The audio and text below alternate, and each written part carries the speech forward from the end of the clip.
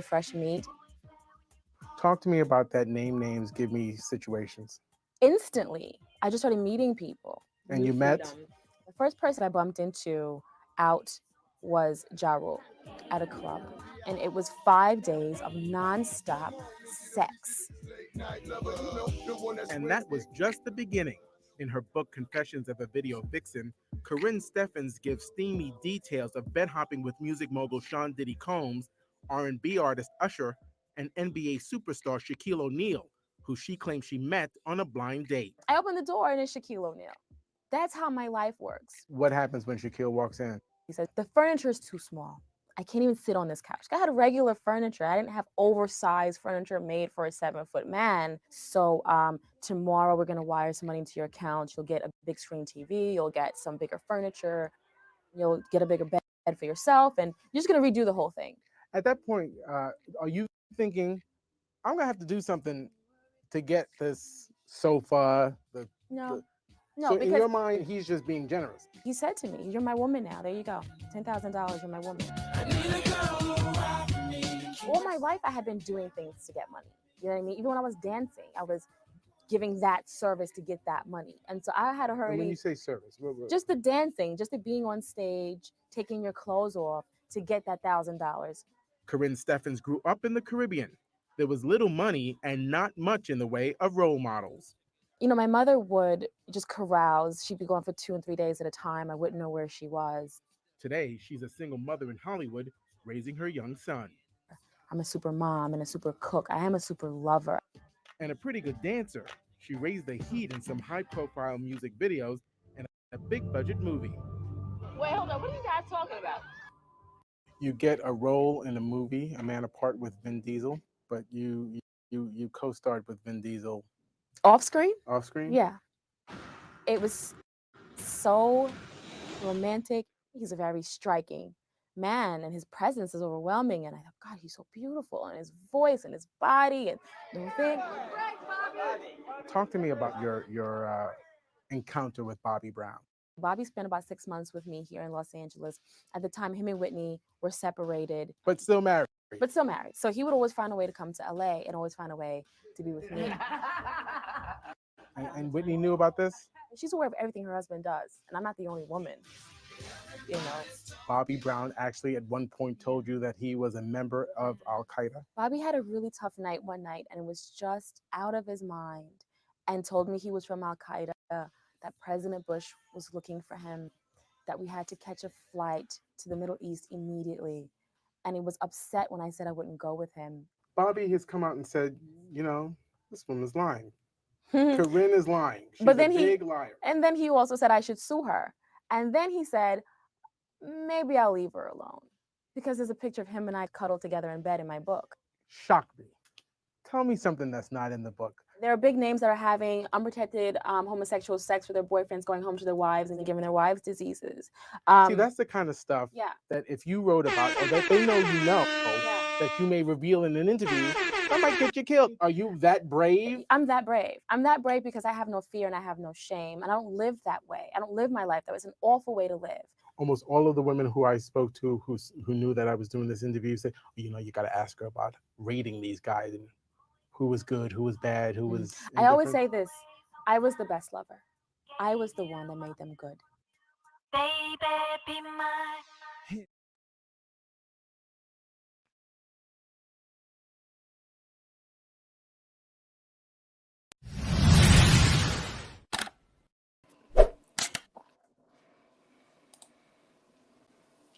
Salute and welcome to class, guys. Welcome to the Nosy Ninja News Network, where it gets no more red pill than this, what we're going to do today, guys. Remember, this book was published in 2005, guys. That's 5 years after they cranked the stupidity volume up. They cranked the stupid meter up, guys. Remember, 2000... They had us thinking that the world was going to end. It's not that the world was going to end. The world as we knew it was fitting to end. All that 90s stuff that we got away with was fitting to end. We were about to enter into the matriarch, into the gyno land, guys. Understand, this book kicked off the 304 culture, guys. This book kicked off 304 culture. This book exposed the nature of survival women, the woman that's in survival mode, and that whole single mother and the destruction of the black family. This book, it glorified it and it exposed that, guys. It also exposed the lesbian male simp men. You know, the lesbian males running around here that they hate men. They hate building with men. They hate listening to men, but they like coochie, just like a good old feminist, right? It exposed all your ballers, all your celebrities. It put them on blast, guys. And you know what they did? You know what they had the nerve to do? Because they were on blast and they were held in such high regard as celebrities. They normalized the shit. They normalized this wicked shit to us. And this is where we get whole culture, guys. This is where we get the hookup culture. This is where the modern woman, today's modern woman, guys, feel they have that entitlement spirit. They just come off so entitled. They feel they need to get confiscated for pleasure. It stemmed from this book, guys. This book exposed a lot of stuff to the world. Remember, the internet was just getting started. I mean, 2005, guys, the internet was just getting started, guys. We still had magazines and things of that nature to social engineer and socially program us, guys. But without any further ado, guys, and keep in mind, guys, yes, this book came right after, a little after our own president, guys, our own president was in a scandal. So this is why I'm telling you, they normalized scandalous behavior because real prominent figures was getting caught up. When you have your own president, that's Clinton we talking about. You know what I mean? The Lewinsky lips scandal. We was just coming off of that, guys. Clinton was just finishing up his little apology tour. You know what I mean? And then this shit happened. So let's get straight on into that, guys. Don't forget, hit that like button. There's 3 dots in the top right portion of your screen. Click into them 3 dots and hit the like button. That's the least you could do. You know what I mean? I ain't never really read this book, guys. A couple of my cousins had it, but I never really read this book. So we getting exclusive. We getting exclusive today. And you ain't gonna find this book uninterrupted on YouTube. It's nowhere to be found. You know what I mean? So support the channel, guys. Hit that like button, share the live stream, and enjoy it. Enjoy it.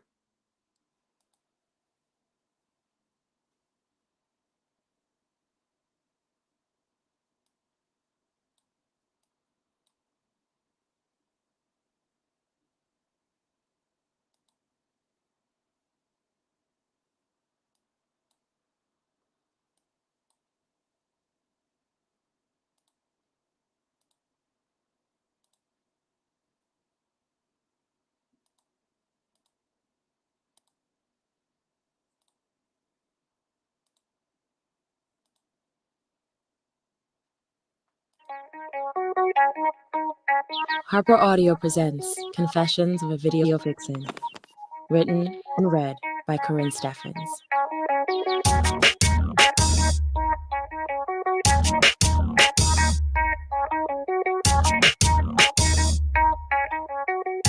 Introduction. No shame in my game.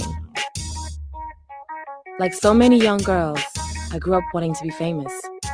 I used to watch television and dream about the Beverly Hills lifestyle seen in all of my favorite films. I wanted to live below that Hollywood sign and drive down Sunset Boulevard and over Mulholland Drive in a Mercedes-Benz while wearing a designer scarf and huge black sunglasses. I wanted to be known by the rich and famous and be seen lunching with the in crowd. I wanted to live where they lived and do what they do. I wanted to belong. I reached most of my goals, but I didn't do it in a conventional way. I did it using the oldest trick in the book: sex. I am not always proud of what I did, and there are things that I would do over if I could, but I made the best of what I started with: an abusive mother, and an absent father.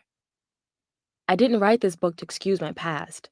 I sat down to write this book because I think my story can serve as a warning to anyone aspiring to the kind of life I have led. And there are plenty of young people trying to do just that. Where young girls once aspired to be models and ballerinas, now they aspire to be hip-hop video girls, the next hot girl in the hottest artist's video. Having lived that life, I can say, it's not everything it's cracked up to be. My hips have swayed and popped on MTV while I danced on tabletops and poolside in some of your favorite videos. I've had sex with some of the most delicious and insatiable men in the world, heads of music labels, NBA stars, and Hollywood's A-list, to say nothing of the emperors of hip-hop. But there's an underside. If sex and drugs went hand in hand with rock and roll, they are just as rampant in hip-hop. I wouldn't call this book a tell-all, since there are many details I've kept to myself for the sake of not embarrassing some of the people still associated with me. Details such as which one of my music industry suitors I caught in bed with his male lover, and which one of my NBA exes often kept track of me by using the OnStar device placed in the Mercedes-Benz he bought me. Now, I find it rather interesting that we in 2024 and all of this stuff about these celebrities getting caught with these man celebrities getting caught with mans is coming out. And this book was written in 2005, so she ain't lying. And people will say a lot about this woman, guys, but this woman, she's a hero in my eyes. She's a hero to all because she's transparent and she ain't lying. She ain't lying. So don't even hit her with the she lying. She ain't crab legging, y'all. Know what I mean? Now, am I condoning what she did? No. But at least she gonna be truthful about it. You know how many women have her mindset and her mentality, but a lie and eat crab legs and try to convince you that they're virtuous?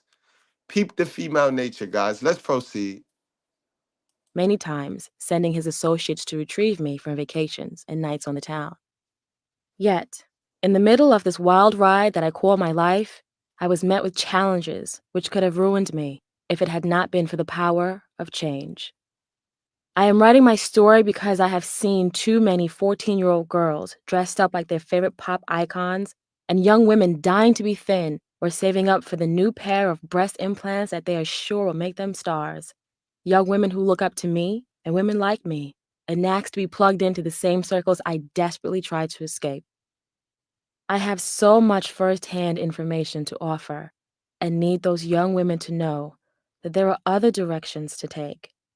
There are always better choices than most of the ones being offered to women today. Better choices than the ones I have made. The top reason a woman finds herself in a rap video, sprawled, undressed over a luxury car, while a rapper is saying lewd things about her, is a lack of self-esteem. I know it sounds like a cliche, but no one who values, loves, or knows herself would allow herself to be placed in such a degrading position. Finding myself and learning to value who I am was one of the biggest hurdles I had to overcome. Before my video girl career, I was known in some circles as a stripper. Others knew me as Superhead, the insatiable lover of many Hollywood stars, sports figures, and some of music's most influential performers and executives. None of that is who I really am, nor does it tell the whole story. Along my journey, there are things I've seen and overheard which could tarnish and even demolish the reputations of some of these artists. I realized then that I had a power which had nothing to do with my body, or my looks, or my sexuality. I had information, usually confined to members of the good old boys clubs of the industry. I had been allowed behind those doors as a modern-day Matahari. The days of MC Light, Yo-Yo, Sister Soldier, and Salt and Pepper have faded away. Our queen, Latifah, has broken new ground in another sector, but has left her place on the throne of hip-hop empty, waiting to be filled. We live in a world where the only goal at the end of the day is profit and top 10 spots on the Billboard charts. Members of the industry are being rewarded for selling the most records, destroying in the process the most beautiful thing about us as a culture: our girls and young women. It was so easy to be drawn in and dominated by it all. Music videos only occupied a short year and a half of my life, but the picture and the purpose are much larger than that. Magazines, music videos, films, and television continuously fill the heads of young girls with visions of perfect bodies, sex, and money. Parents are often either absent or uneducated or both, rendering them largely unaware of what's going on right in their own living rooms. That little girl, whose head was filled with those deceptive Speak on it, Corinne. But they want to lie and eat crab legs in the black community, or they want to talk about the parent that ain't there. They want to blame everything on the parent that's not present, the parent that's not in the game, that's not shooting in the gym. But the parent that is there is very neglectful because these kids sure they lack that self-love. She talking about it. That she not only exposing the men and the simps, she's exposing the culture. This book exposed the culture, bro. visions of wealth and fame is me, all grown up and ready to tell what I know. Chapter 1: Death and Life. October 2001. I was laying on the hard, cold floor in the bathroom of the famous Chinese bistro Mr. Chow in Beverly Hills. It is one of the most upscale and renowned restaurants in the world. Yet, I was at the lowest point of my life. With my head next to the toilet, I was alone, in debt, with no friends, and no hope. It had been a long, hard trip that led to this fall. It was a wild roller coaster ride that included some of the hottest names in hip-hop and Hollywood. For 2 years, I rode it out. I was in the middle of it all, dining with P. Diddy, partying with Vin Diesel, going one-on-one with Shaquille O'Neal. I had money, 3 cars, a condo in a prestigious neighborhood, a nanny for my son. I had starred in some of the hottest music videos with Jay-Z, LL Cool J, Ja Rule, and Ludacris. I had even co-starred in the blockbuster film A Man Apart opposite Vin Diesel. But here I lay, on a cold bathroom floor, hugging the toilet's frigid porcelain, completely hopeless. I was broke, homeless, and probably dying. The last thing I remembered was my body shaking violently as I sat on the toilet with my head in my hands, and my friend Eva hovering over me asking if I was okay. But now I was on the floor, and she was gone. Can I move? Was the only thought swirling through my head. I tried to say something to make sure I was alive. I couldn't. I tried to move my leg, and it worked. I stood up gingerly and made my way to the sink. I looked around the small, one-stall bathroom. It was dimly lit and tiny, yet elegant. I held on to the sink, looking at myself in the mirror. My pupils were fully dilated, and I could feel my knees wobbling beneath me. I splashed cold water on my face, hoping to snap out of the trouble I was so obviously in. I looked at my jewelry and clothes. I still wore the diamond heart pendant and the canary yellow diamond earrings that my ex-husband had given me years before. My ring and bracelet were gifts purchased at Tiffany. My long nails were perfectly French manicured and my hair was long and black. My skin had been tanned by the Miami sun and my eyes were gray thanks to my colored contacts. My face was made up to perfection, compliments of MAC and Chanel. My jeans were a $200 pair by fashion icon Marc Jacobs, and the rest of the ensemble followed suit. Everything was designer made, from my jewelry to my makeup to the clothes I wore, even the drugs I'd consumed. The next thing I knew, I was on the floor again. When I came to from another bout of convulsions, my tongue was swollen and bloody. I crawled up from the floor and made my way back to the sink to splash more water on my face. I desperately wanted someone to walk in and help, but no one came. I began to panic, with thoughts of the late actor River Phoenix racing through my head. Thoughts of him seizing outside the Viper Room, not too far from where I was, on Sunset Boulevard, right before dying. I thought of how awful it would be if I died in the bathroom at Mr. Chow.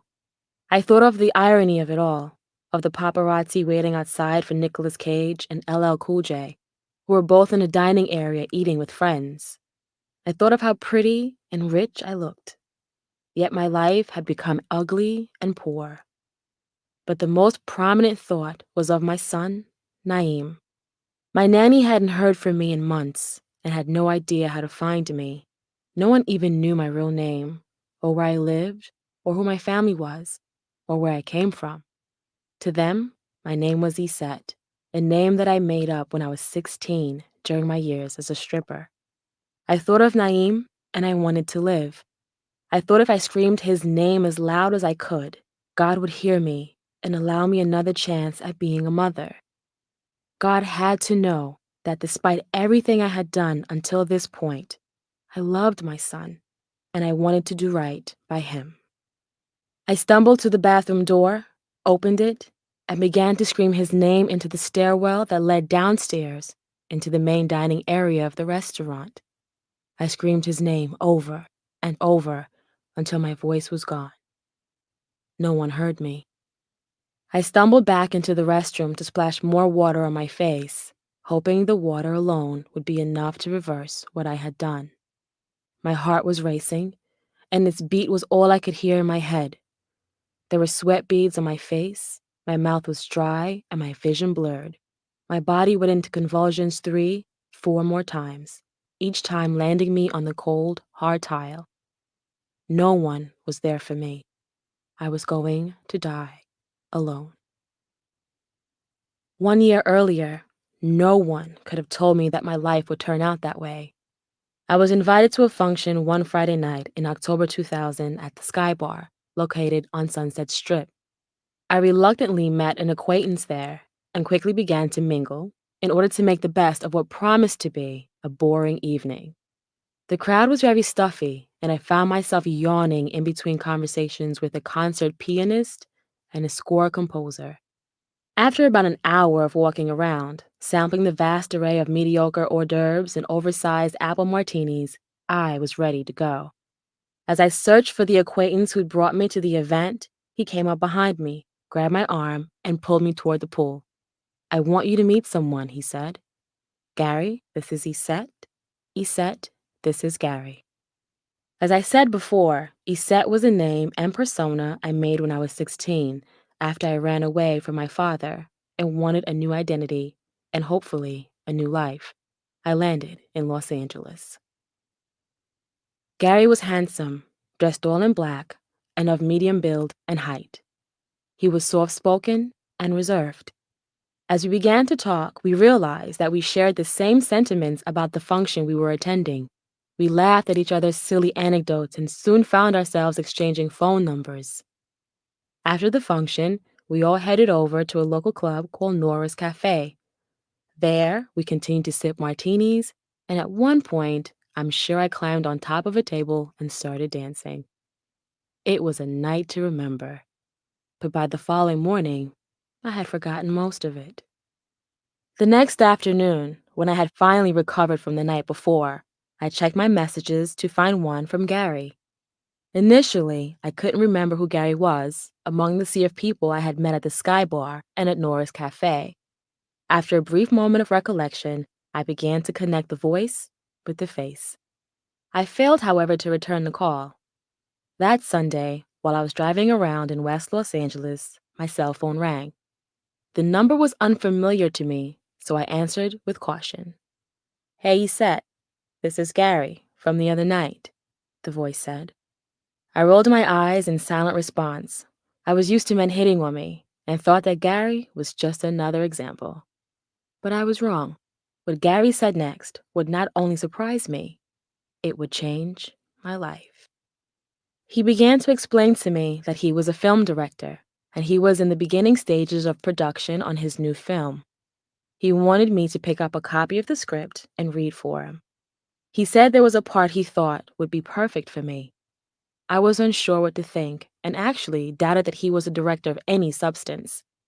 After you've lived in Los Angeles for a while, you begin to take what people say they do with a grain of salt. particularly in Hollywood. Still, that Monday, I went to the address he gave me on Beverly Boulevard. I arrived at the production office and picked up the script. Once in my car, I began to read it and was baffled because the character I was to be reading for, Candace Hicks, appeared nowhere in the script. The very next day, I was called to read on camera for Gary and the producers. I read lines for another character while trying to conceal my nervous stomach and dry mouth. Just as with many other things, I performed without thought. I read the lines through a few times, and that was it. I was done. Gary walked me out to the hallway and thanked me for coming by. I was still unsure of what I had just done, what it was really for, and who I was dealing with. But I began to get a clue once he mentioned I was up for the role of the wife of Lorenz Tate's character. Lorenz Tate was a name I knew from his previous movies, so the project became a bit more legitimate and real. Had I known how big this opportunity really was, I might not have gotten through the audition. On the Thursday after we met, I received a call from Gary's production office telling me I had been cast as Candace Hicks, the wife of Demetrius Hicks, played by Lorenz Tate. They said the part would have to be written for me. I was thrilled. Although I had acted all throughout my school years, and being in films was something I had always dreamed of, it was never something that I felt was an achievable goal. But here it was. After I digested everything Gary's crew told me, it finally hit me. Gary was famed director F. Gary Gray, who had done Set It Off, Friday, and The Negotiator, and who would go on to direct The Italian Job and Be Cool. I was going to be part of a big-budget, new-line cinema production. When I left my sad life and ran to Los Angeles, I had no idea what I would be doing. I had no idea how I was going to survive. For me, being part of a film was much more than surviving. It was a move toward succeeding. On the following Monday, just a week and a half after meeting Gary, I showed up for my first table reading with the entire cast. Gary sat at the head of the table, and Lorenz sat directly across from me. I didn't recognize many of the actors there, but was secretly drawn to a tall, muscular man sitting directly to my right. His voice was overwhelmingly powerful, yet his demeanor was gentle. From time to time, his shoulder would brush against mine, and I would get a rush. My attraction to this man was strong. His name was Vin Diesel. Coincidentally, my first film shoot would take place just a few blocks away from the house where I'd shot my first music video. We began shooting a man apart at Zuma Beach in Malibu. I awakened at 3 in the morning and got in my car to drive to the set. I glided into Malibu by way of the well-known picturesque calm of the Pacific Coast Highway, with the windows of my car down so I could feel the air brisk and moist with dew. I was blasting my radio and sang along loudly with every song during the 1-hour drive from my condo. I arrived on the set and headed directly to the catering truck for a breakfast burrito, then sat in the hair and makeup trailer. I was officially an actress. I felt that everything I had done up until that point, everything that had happened to me, from my abusive childhood, the rape, being a teen runaway, the stripping, had not stopped me or beaten me. I had reinvented myself. I was moving on, and hopefully, moving up. Perhaps when one has a difficult start in life, the universe has a way of balancing everything out. I do believe that every cloud has a rainbow and a silver lining. I have had many, many clouds, more than most. Chapter 2: The Sins of the Mother. I hate my mother. Those are strong words that are forbidden and shunned by God, and I struggle with this emotion every day of my life. But it's how I feel. As a child, while I would see other children long for their mothers, cling to their mothers, cry for their mothers, I was glad when my mother was away. I hated to be near mine. I hated to hear her voice and would feel nauseous anticipating her return home from work. I cringed when she was in the same room with me and looked forward to bedtime because that meant, at least for the day, My time with her was over. I was fully aware of these feelings as early as 3 years old. It seems almost unnatural for a child to despise the woman who gave him or her life, but my life was different, and I knew I wasn't like other children. My mother is beautiful. She's a one-woman melting pot of Puerto Rican, Jamaican, and Danish heritage. I remember her skin as being lightly tanned and her hair thick and wavy. She walked with a switch and a sway, and everywhere she went, men followed. She bathed herself in perfume and wore tight-fitting clothes. She adorned herself with 24-karat gold. She was never without a man, somebody's man.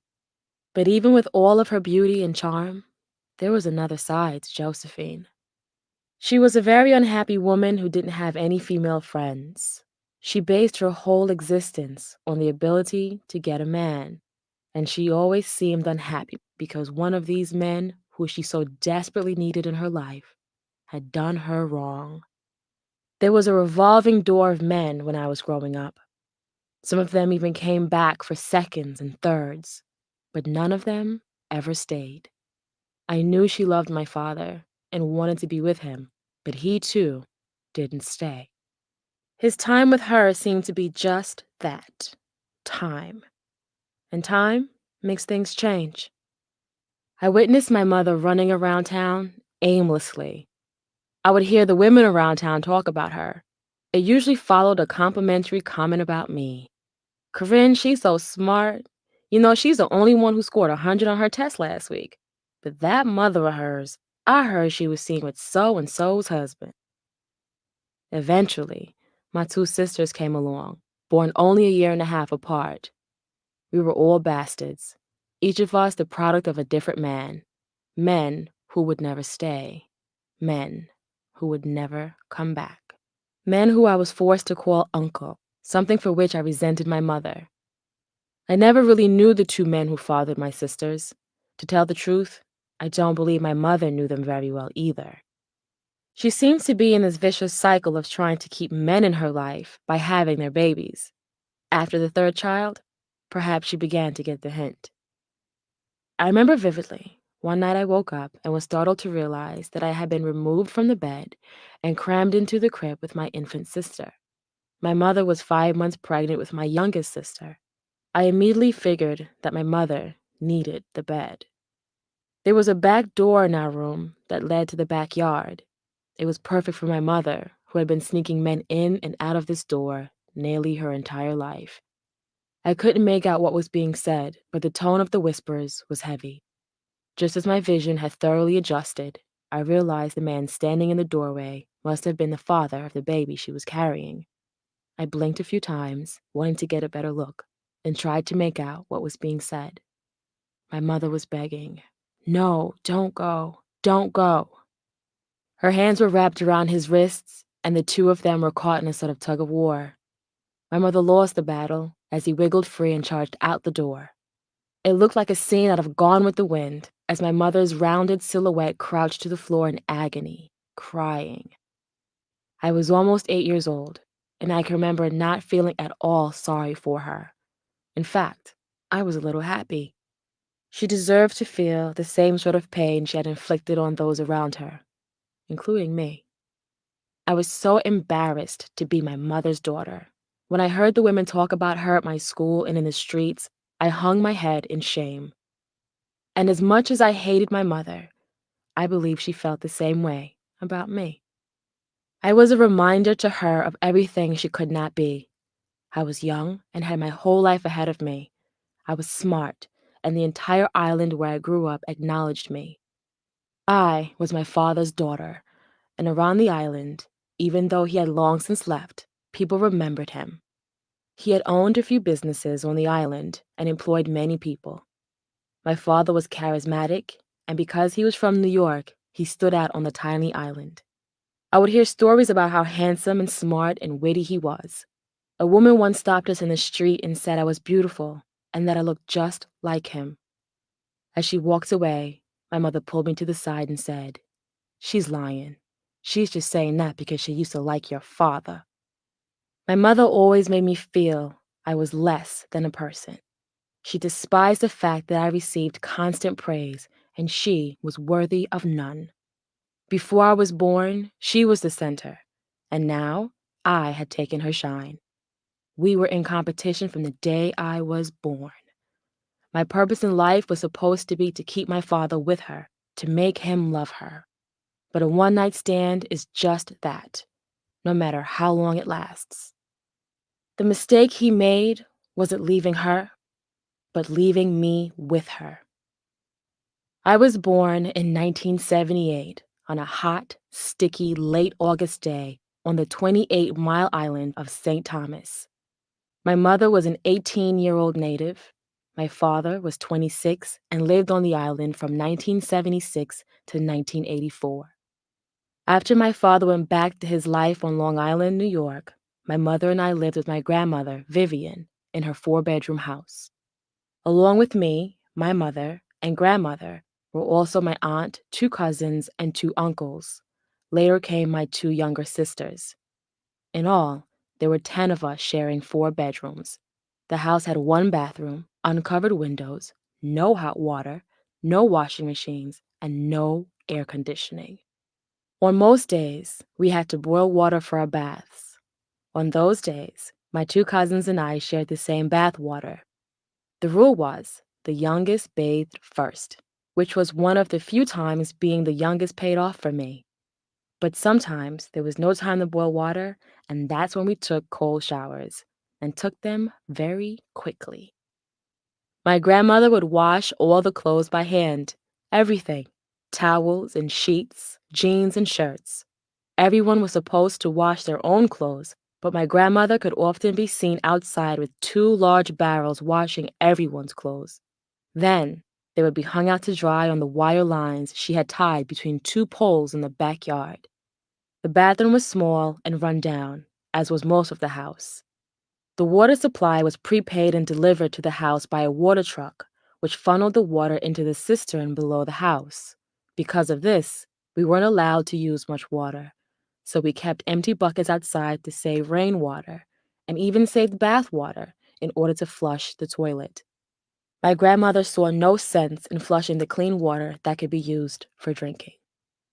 Come winter, spring, or fall, sunshine or hurricane, the windows to our house always seemed to be open. There were actually louvers, metal shutters with a turning handle which would open them. There was no glass or screens to protect the house from insects or even large animals. It was not unusual to come home to a bat or a tarantula, a stray cat, dog, or chicken in the house. It was common to just chase them into the backyard. The backyard was like another world, filled with fruit trees like banana, papaya, guava, avocado, and passion fruit. Stray animals lived back there, surrounded by a plethora of herbs that my grandmother would boil down to make home remedies for any and all ailments. This was the way life was there. It was normal. It was also normal for my grandmother to take care of us all. My mother would stay out all night, sometimes not returning for days at a time. But my grandmother Vivian was always there. I called her Ma. She encouraged me and she supported me. I was a smart kid, well known for my academic achievements.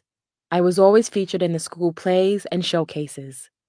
When the Steffens Corporation built a resort on the island's waterfront in 1983, I was invited to recite poems I had written and to cut the ribbon at the opening ceremony. My grandmother was there. My mother was not. My mother never came to any of my events. It was my grandmother who made sure that every time I performed, I had shiny, new patent leather shoes and a brand new dress. She was adamant that no one ever saw me in the same dress twice. My grandmother was strict, but it was evident that she loved me. The relationship between my grandmother and my mother was quite a different story.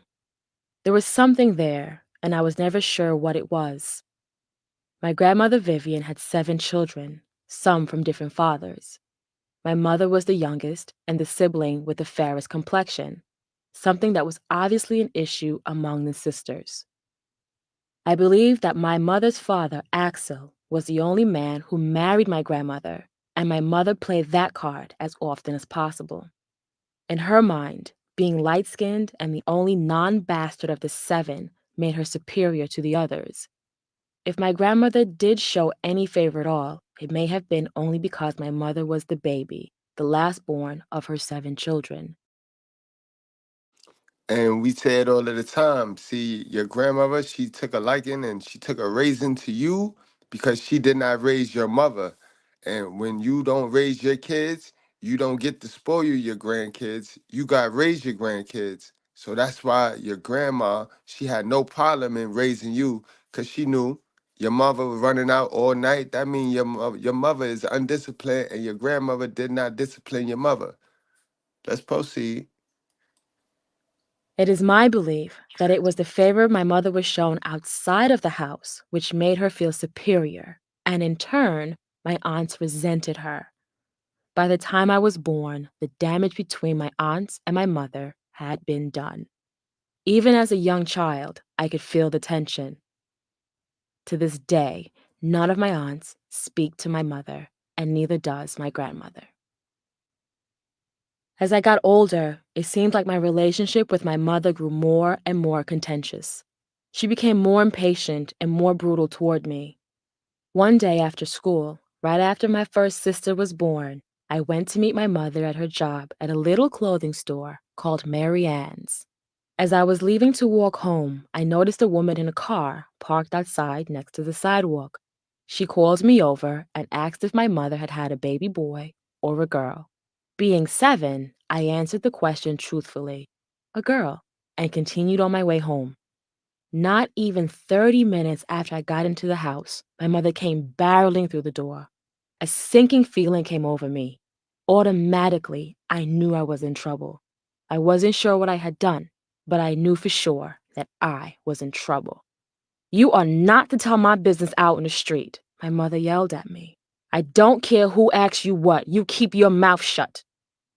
No one was at home, and I prayed silently that my grandmother would make it through the door before the first blow of the belt. My mother walked away and came back with a Webster's World Edition dictionary. It was the biggest book I had ever seen as a child. It contained every single word in the English language and many from other parts of the world, including slang. This book must have weighed more than 10 pounds. And as she picked it up, I just knew she was going to swing it across my head. I closed my eyes and kept praying for my grandmother to make it home from work. As I prayed, my mother was still going on about what I had done wrong. It was all too grown up for me to really understand. I didn't know the rules of engagement between adults. At 7 years old, I had no idea what business was and why other women were in hers. And for this, I was about to get pummeled by Webster's.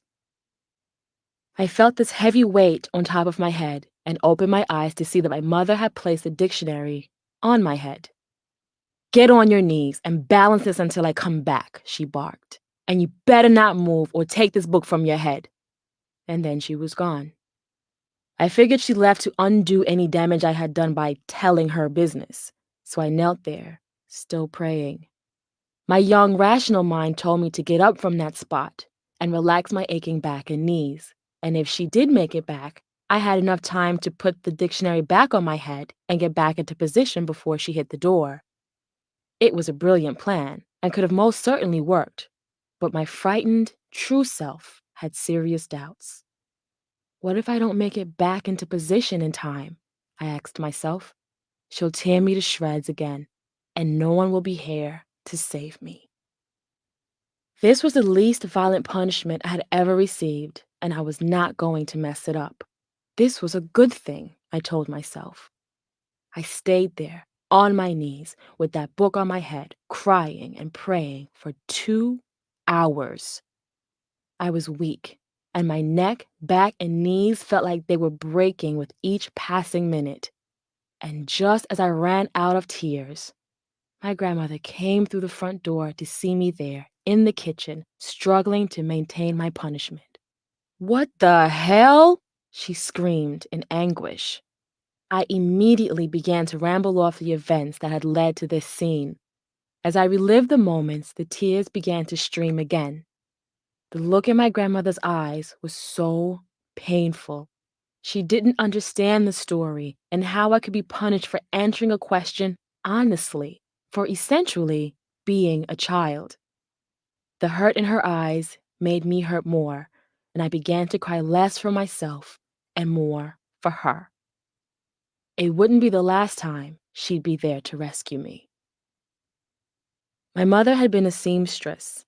I loved making clothes for my dolls out of her leftover scraps of material. One day, though, I had a better idea. In my drawer was a sock without a mate, white with a lacy ruffle around the edge. My creative brain went to work as I cut the toe from the sock and made a pair of shoulder straps, creating a frilly ball gown for my doll. Somewhere in the middle of all the excitement, I lost my mother's shears.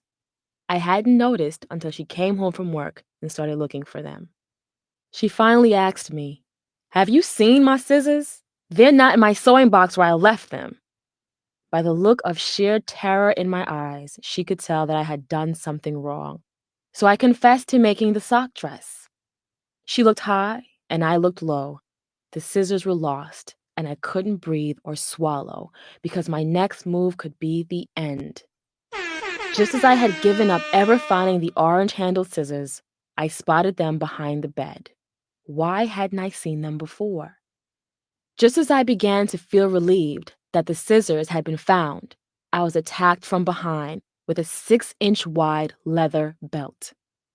My mother beat me and beat me until my body was on fire. Every lash felt like 1,000. As she beat me, she spewed obscenities and told me how stupid I was. The lashes got more and more severe until the welts opened up and began to ooze blood. She had stripped me naked and beaten me until my body lay swollen and bloody. I was fading in and out of consciousness. The next thing I remember is my grandmother bursting through the bedroom door, grabbing me by the wrist, throwing me into the shower, and running cold water over my blistering skin.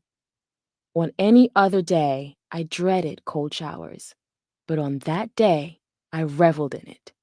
It felt as if that cold water brought me back to life. As I stood there in the tub, catching my breath, I could hear my grandmother and my mother fighting. My grandmother Vivian was my guardian angel. My mother, to me, was the devil. And while the battle of good against evil played out in the next room, I was in my own personal purgatory in the bathroom. Soon enough, my purgatory would turn into a living hell. The four of us, me, my mother, and my two sisters, being crammed into that one room must have taken a toll on my mother. It also seemed that my mother had finally had enough of living on a small island where everyone knew her business. But see, instead of her running from her business, how about she fix that business? And this is why so many people have that inner hate in them, guys. It ain't nothing that somebody outside of them did to them. It's that first relationship that they have with their parents, or should I say, their mother, their single mother. That relationship right there is where that deep rooted seed of hate is planted in these people, the men and the women. We're in this gynocratic society, so we just highlight the men's flaws and we just paint the men out to be monsters. But that deep that deep seated that deep root seed of hate is in the women as well. And this is why people smoke and they drink, because they trying to escape these motherfucking experiences. They trying to escape these shits. They trying to bury these experiences, the first experiences, so deep in that cat box that they got no other choice but to escape the reality. And this be the reality. This be the reality, guys. And it might not be your exact same story, but the pain we all can relate to the pain, bro. We all sat there and took this shit and said in our back of our mind, when I have kids, I ain't raising my kids like that. And we lied because some of us just never got to the right information. So we went and did the same shit that we saw happen to us, to our kids, and the generational curse continues. Let's proceed. When I was 10 years old, we packed up and moved to Florida. We arrived during one of the state's coldest winters, which seemed fitting. I didn't appreciate the change in venue because it took me away from the one person who was always in my corner, my grandmother. I was in 5th grade and became a social outcast. I wasn't as pretty as the other girls in my school. I had an accent from my years on the island, and I wasn't the academic standout I'd been back in St. Thomas. This was a much bigger playing field. I was lost, and my mother didn't help. I remember my 5th grade banquet. It was the end of the school year, and I had gone through the entire semester looking and feeling like a misfit. My clothes were never up to date, and I wore the same things over and over. There was hope for me to redeem myself at the banquet because my mother would be making my dress. When she arrived home with a few yards of a peach satin material, I was pleased. I could see myself in a beautiful, feminine peach gown that everyone would adore and envy. As my mother went to work on my dress, I waited and watched. I knew I couldn't tell anyone that my mother was making my dress, so when I was asked about it, I said that she had bought me a beautiful peach dress from the mall and that it was very expensive. 3 days after my mother had started the dress, it was finished. I raced home to see the finished product. There it was, hanging on the closet door in my room. It was peach, it was frilly, and it was horrible. It looked like a big satin box with sleeves and ruffles. I was mortified. Holding back the tears of disappointment, I tried the dress on as she had instructed, and it fell over my tiny frame like a brown paper bag. I arrived at the schoolyard for the banquet with this peach drape hanging over my bony shoulders. I heard the laughter, but I pretended that I didn't. I felt small as I looked around the room at everyone else's dress. I wished I were invisible. As the day went on, I grew increasingly self-conscious and watched the clock, constantly waiting for the banquet to end. Finally, when my mother picked me up that afternoon, she spoke the words which would stay with me forever. Upon seeing all the other girls' dresses, she said, "See, that's why I made you a dress. I don't want anybody looking at you." Now that we were far away from the island, where I had family and friends who loved and supported me, she could make me look and feel so small, no one would notice me. And she did. However, by the end of my 5th grade year, someone did notice me. His name was Kevin.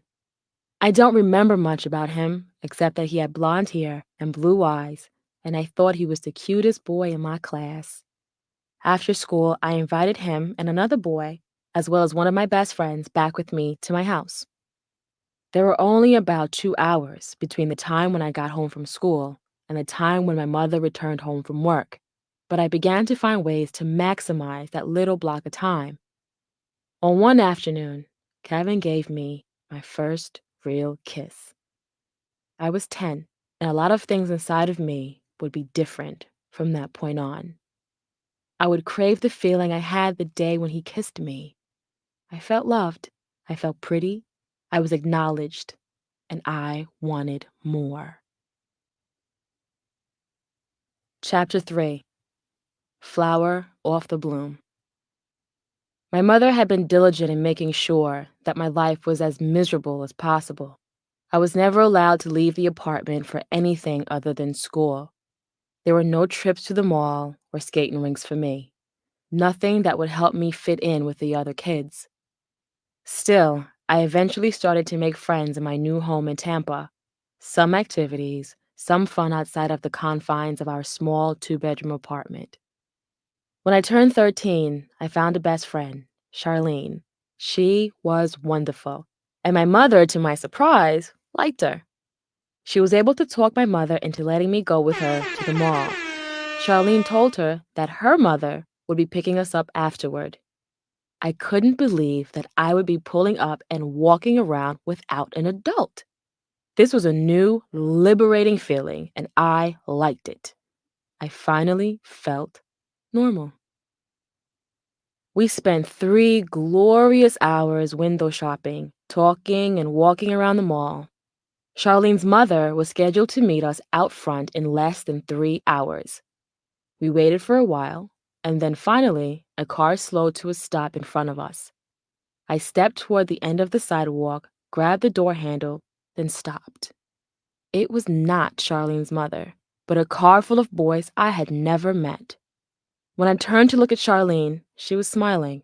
She greeted each one of the boys by name. They were apparently her friends. Charlene introduced me to them as she got in the back seat of the car, pulling me along beside her. There were 3 boys, obviously older than we were, and totally out of my league. That's when it hit me. The story about her mother picking us up had been a lie. She had planned this all along, without mentioning a word to me. So without any protest, I slammed the car door behind me, and we drove off. I trusted my best friend. Charlene was one of the more popular girls in school. She dressed in the latest fashions and had a confident air about her. I looked up to her and wanted so much to be like her. Her mother would let her do almost anything she wanted, and she always told me stories about the places she went and the people she hung out with. Jealous of her life, I did everything I could to be around and fit in with her. Charlene also wore a lot of makeup. I was mesmerized because I wasn't allowed to even wear clear lip gloss, and she knew all about the hottest music. Charlene even gave me my first nickname, and we called ourselves sisters. That's what she was to me. We drove with these boys for what seemed just a short time, but I was unclear about where we were. I hadn't spent a whole lot of time out and about, and even though I lived in this city, I didn't know my way around. We ended up at the apartment of another guy, and in addition to the 3 who were with us, there were 2 more guys in the apartment. After hanging out for a bit, I began to like one of the guys. His name was Ron, and I knew he liked me too. Everyone in this room was 17 and older, except for me and Charlene. The boys made me feel comfortable and accepted. So when Ron asked me to follow him, I did, right into the bathroom. It was tiny and cold. He asked me if I had ever had sex before, and I hesitantly answered no. I wasn't sure if this made me cool or not. I was hoping it wouldn't deter him from doing what I thought both he and I wanted to do. To my surprise, I was ready and definitely curious. I stared into his deep green eyes and ran my fingers through his curly black hair. He spoke to me in Spanish as he hoisted my naked body onto the bathroom sink. I was shivering with fright, but also with anticipation. I felt a rush of adrenaline come over my entire body, and I began to sweat. I had never been touched this way before. I couldn't understand how or why I felt so prepared to lose my virginity to this person I had only just met hours before in a strange bathroom in a strange apartment. But I was. Somehow, it felt empowering. I was drunk with the power of freedom. I wanted to stay out all night and didn't want this feeling to end. It did, though, when the piercing pain of penetration made me realize what I was doing. Ron placed me on the floor in an attempt to gain better entry, but to no avail. The pain was excruciating, and the pressure from his body crushed me as I became pinned between him and the floor. This was not the romantic scenario I had always envisioned. This was not right. Obviously, Ron had the same feeling because after about 15 minutes of trying, he gave up. I was relieved, to say the least. We returned to the living room, where everyone had been drinking and talking during our little experiment in the bathroom. Charlene instantly sat down beside me to get the details. After I told her that nothing really happened, she seemed pleased. What I couldn't have known then was that she had a serious, secret crush on Ron, and was angered that he liked me. In her mind, I had somehow crossed the line. There was another guy in the apartment. Everyone called him Rodney. All I can remember about him was that he had extremely dark skin, was not very attractive, and had soulless eyes. After I came out of the bathroom with Ron, I could see in Rodney's eyes that it was now open season on me. Rodney stared at me intensely for a while, and I became nervous. I turned to Charlene to ask her if we could leave, and just then, Rodney called Ron into one of the back rooms. I was uncomfortable. I knew that something was terribly wrong. A few minutes passed, and my legs began to shake. It was getting late, and we were supposed to be home by now. If I didn't get home soon, there would be big trouble at my house. And as I expressed this to Charlene, she just blew me off. She didn't understand what kinds of trouble went on at my house. She didn't have those kinds of worries and fears. I couldn't go into details about the sort of consequences I would face. It was too embarrassing. So I pretended not to worry. I managed to keep my legs from shaking and began to drink alcohol along with the rest of the crew. When Ron and Rodney emerged from the room, the look on their faces was unmistakable. Rodney had given the order, and from that moment on, Ron didn't say another word to me or even look in my direction. Rodney sat down next to me on the sofa and my knees began to knock. For the first time ever, I just wanted to be at home with my mother. Even though the sight of him was making me sick, he said the words I wanted to hear. "We're going to take you girls home." It wasn't long before we all piled into the car. It was late. The sun had gone down. I knew I would be in big trouble when I got home, so I began bracing myself for the worst. Whatever the punishment would be, it would be better than being out with these people. As we drove toward my street, I began to feel a bit relieved. Finally, I could see the two-story structure I lived in becoming larger and larger still. Yet, as we got closer, the car moved faster, and we sped right past my apartment. I alerted the driver that he had missed a stop. "My apartment is back there," I yelled. Everyone in the car was silent. I was sandwiched between two guys, one of them, Rodney, in the back seat. Charlene was pinned against the back right door, and when I looked over at her, she stared out of the window as if everything was going as planned. I stared out of the window too, with my eyes welling with tears. Then Rodney ordered, "Let's go to the house." I felt a sense of relief. If I could just get out of the car, I could get away. I could run to a public place and get help. I was growing increasingly terrified. I was particularly scared of Rodney. He had that look in his eye. He was harsh and abrasive, and the other guys seemed afraid of him. He was in charge, and no one in that car would dare stand up to him. I was in trouble, and apparently had no allies, not even my best friend. Eventually, we pulled up to a house. Rodney grabbed my wrist with all his strength and pulled me out of the car. The house was a monstrosity. It was a puzzle of brown boards in a sort of hexagonal shape, and its frame stood on top of 15-foot stilts. This house had obviously been someone's dream. Now it was abandoned. We had a lot in common, that house and me. The street we were on was darkened by the lack of working lights. I looked around for a place to run, a house that looked friendly and inviting, a house with no gate to fumble with and no dog to deter me. I was planning my escape. We ascended the wooden stairway carefully. It seemed as if every other step was missing. The house was rotting with termites, and at the front entrance there was a big, gaping hole in the floor, through which the ground 15 feet below could be seen. As the crew moved past the dangerous obstacles, almost without looking, it was clear they had all been there before.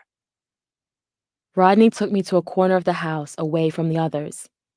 My heart was beating so fast and so loud that I couldn't hear a word he was saying to me.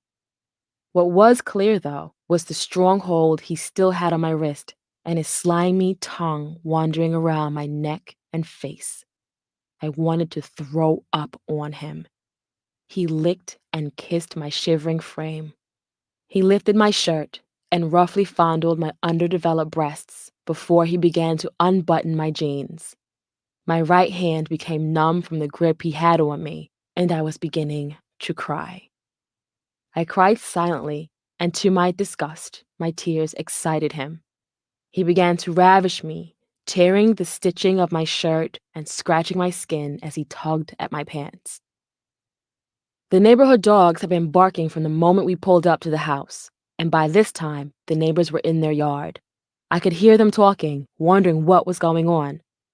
My silent cries grew louder and eventually turned into a scream. "Call the police," I heard from outside.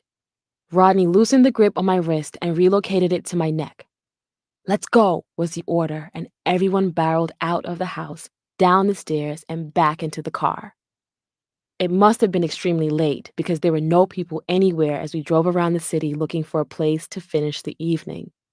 Rodney took hold of my wrist again, and now he was mad as hell with a fire in his eyes. I could tell by the conversations in the car that Rodney, allegedly only 18 years old at the time, was a criminal and had spent time in jail. I was terrified and had become almost numb at this point. I stared blankly into space, my breathing slowed, and I went to another place. I was back home on St. Thomas at my grandmother's house. I was picking the fruit from the trees, bananas, papayas, guavas. I was young again and safe. I could smell my grandmother's fish and rice. I was loved. The car stopped abruptly when Rodney gave the order. I opened my eyes and saw the motel. I was never going to get out of there, I thought. Rodney got out and unscrewed the bolts of the air conditioner of the courtyard-style motel room.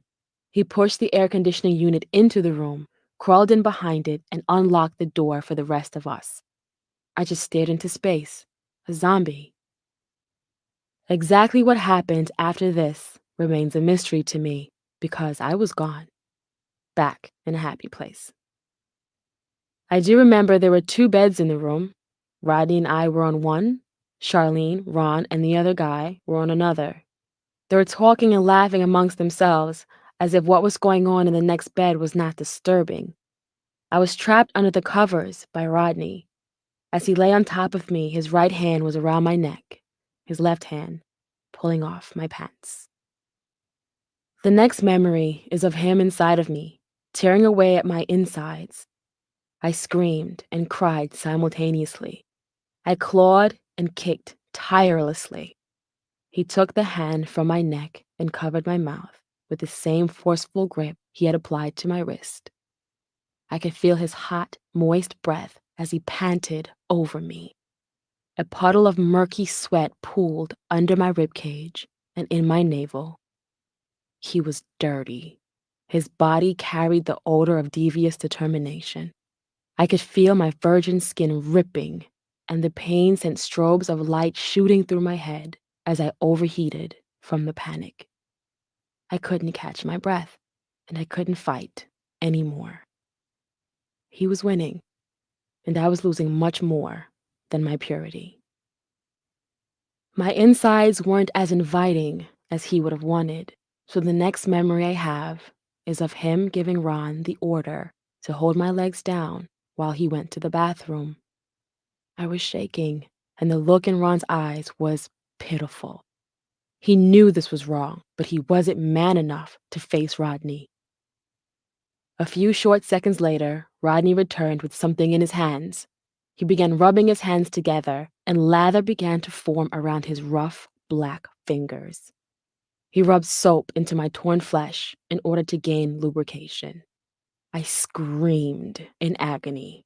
It burned as if it were acid being poured directly into my lacerated cavity. Exhausted and relieved when it was over, I fell asleep.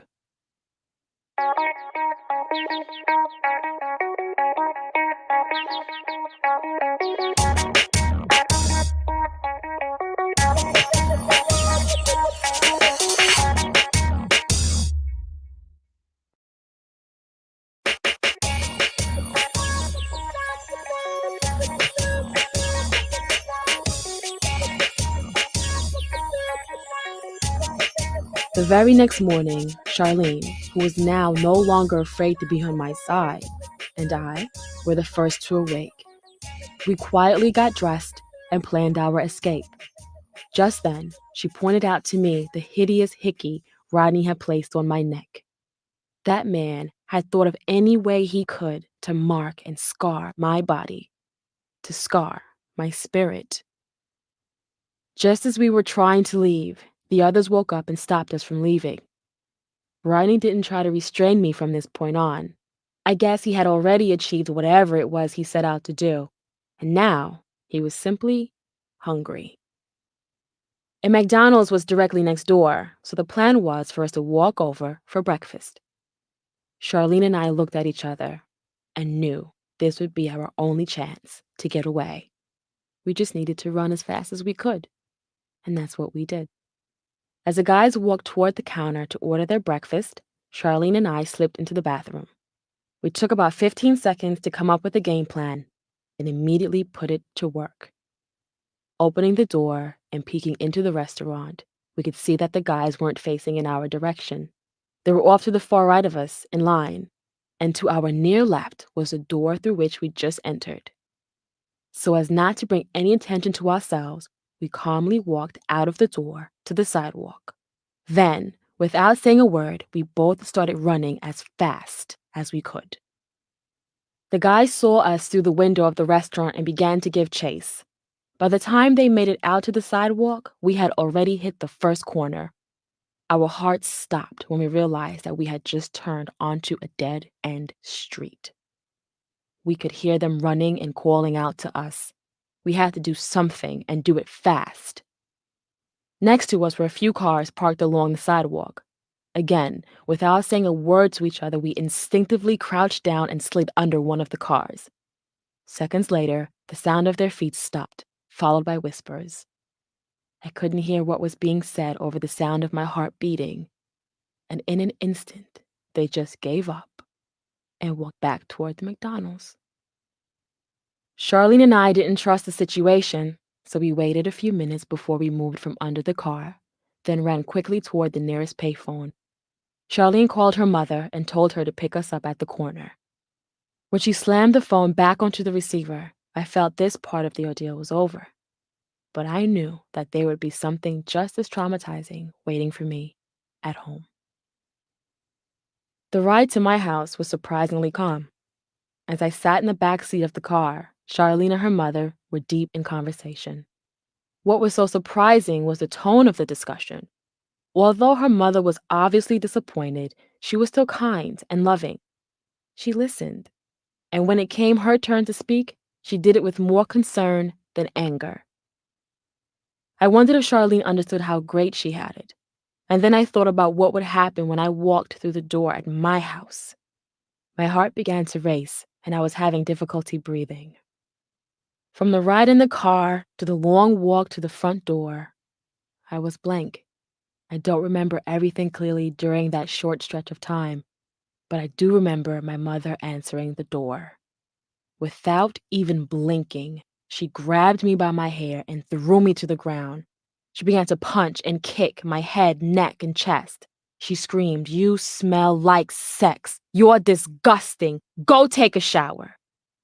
I was waiting for Charlene's mother to jump in and save me, but she and Charlene stood in our front doorway with shocked looks on their faces. Charlene's mother had worked for the Child Welfare and Protection Department, so I knew she was accustomed to helping children in my situation. Off duty now, she did nothing as my mother beat blood out of my face right there before her. My mother never once stopped to ask what had happened. She never once expressed concern or worry about me, never asked if I was all right. She automatically attacked me and made me feel dirty and low, the same way I had felt in that motel room. The next thing I remember is being thrown into a scalding shower. There was no punishment that could compare to what I had just endured, being held captive and raped. The near boiling water hit my skin, and I blacked out. I slid down to the floor of the tub and curled into a fetal position. I was so drained and so empty, I didn't even cry. The water washed away the physical evidence of what happened the night before, but the emotional scars would remain. Later that day, I was looking out of my bedroom window, watching the other kids play. Things were back to normal, and I was not allowed outside except to go to school. I turned on my radio, and there was Patti LaBelle singing "Somebody Loves You." I listened closely to the words of the song. It was the first time I had heard them, and it touched me to the core. Oh, how I wanted Patty to be right.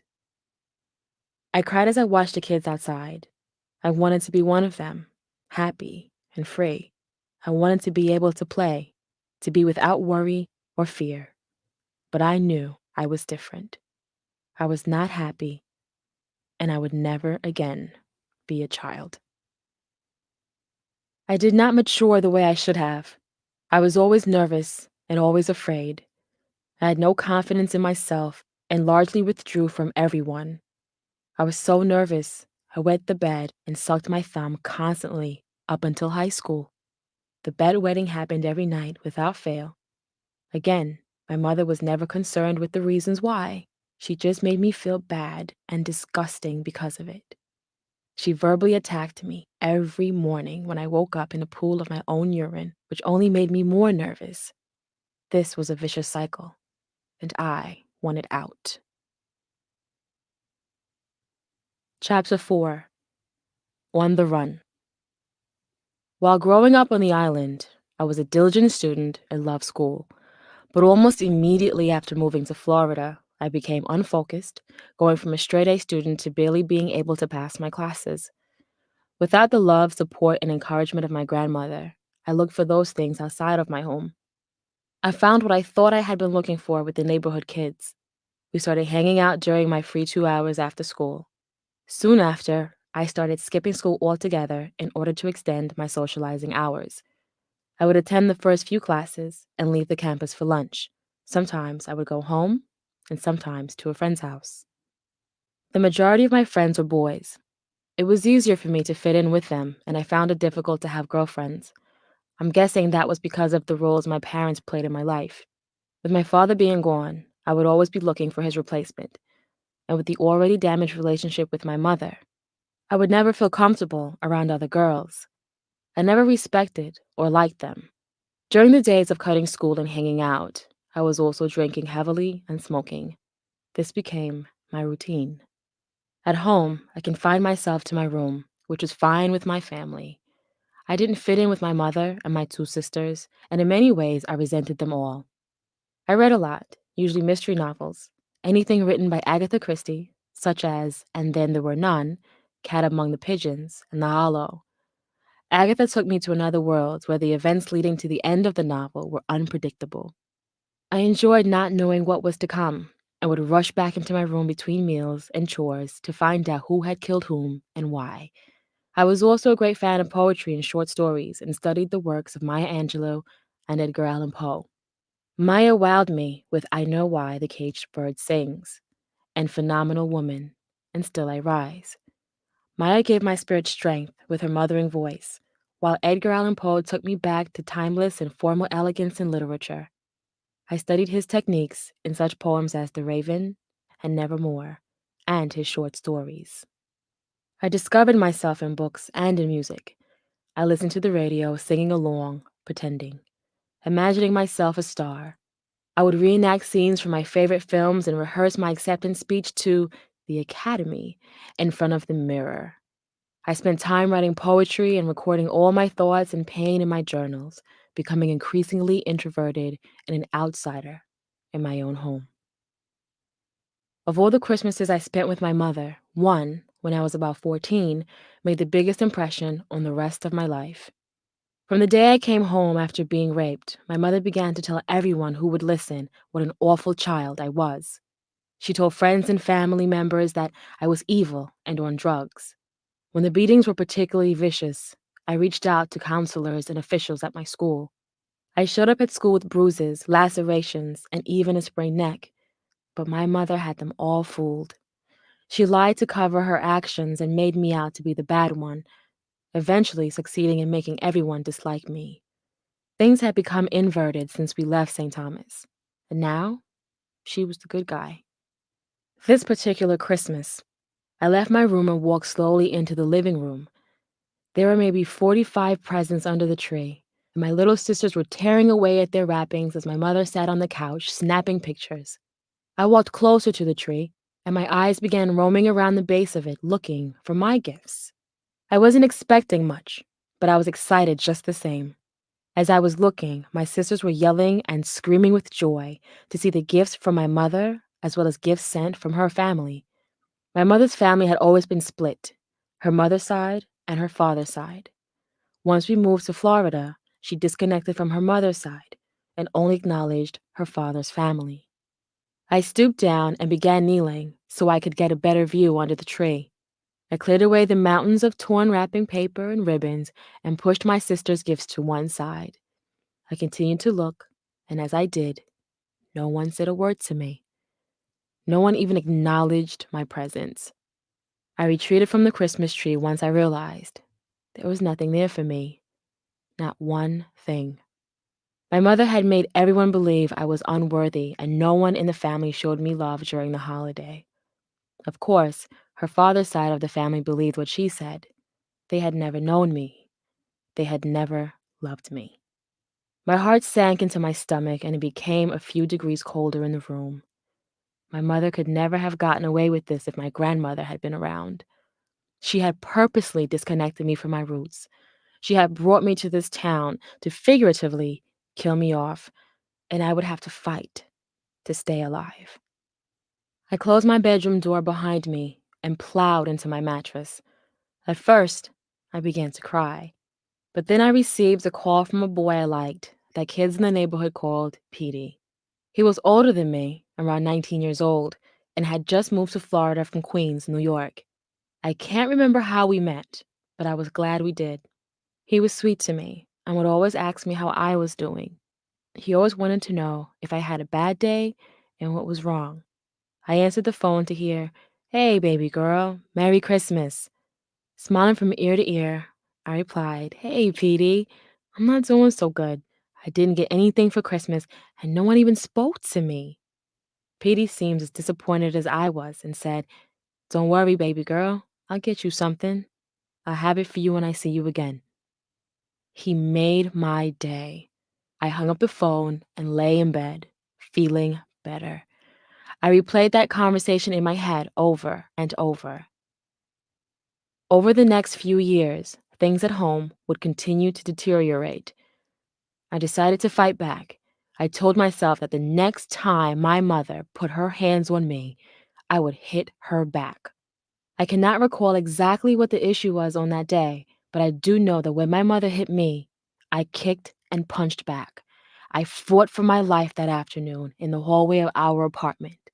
"You want to fight?" she screamed. "You want to fight? You can't beat me. I will kill you." I believed her. I didn't win that fight, and I realized I couldn't stay. I packed a few things, left my mother a note, and sneaked out of my first-story bedroom window. I was running away and had no intentions of ever coming back. I don't remember what was packed, but of the few belongings I was taking, my Wu-Tang Clan tape was my most treasured. It was my first hip-hop tape, and it would soon serve as a soundtrack to my first taste of voluntary freedom. I played that tape until the ribbon popped. I had been on the streets for about 2 weeks, going from pillar to post, staying with friends and friends of friends. Everyone I knew was older than me and had their own apartment. I stayed with older boys and even stayed at an abandoned house of a guy who had been sent to prison. I was not alone, however. Charlene, my best friend, came along for the ride. She and I had never discussed what took place the night I was raped, but we still remained friends.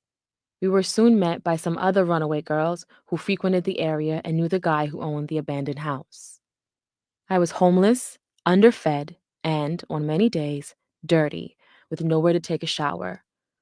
What I hadn't realized about this abandoned house was that it was in a crack-infested, prostitute-riddled neighborhood. I was so naive. One time, I was standing on the corner with a couple of the girls from the house. We were at the local liquor store asking for change to buy food when a stranger in a car invited us back to his place. We jumped into the car with the Jamaican stranger. I was eager to get something to eat and a place to shower.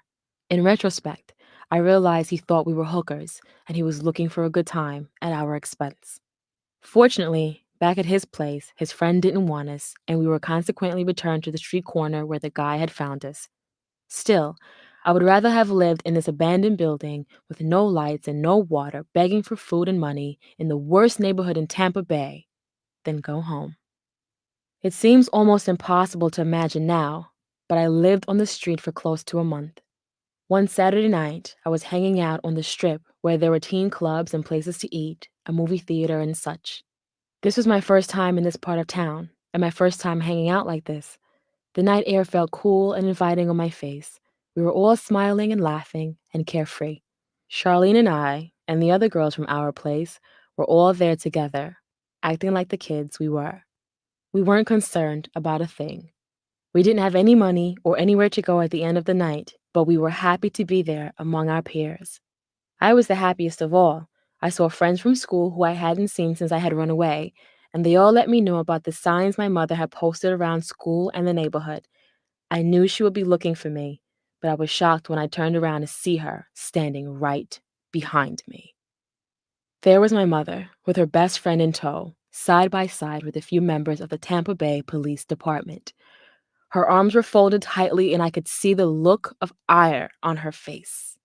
She gave me the eye, and I knew my life would never be the same after this night. Suddenly, her look changed from anger to concern and relief. It was a big act for the police.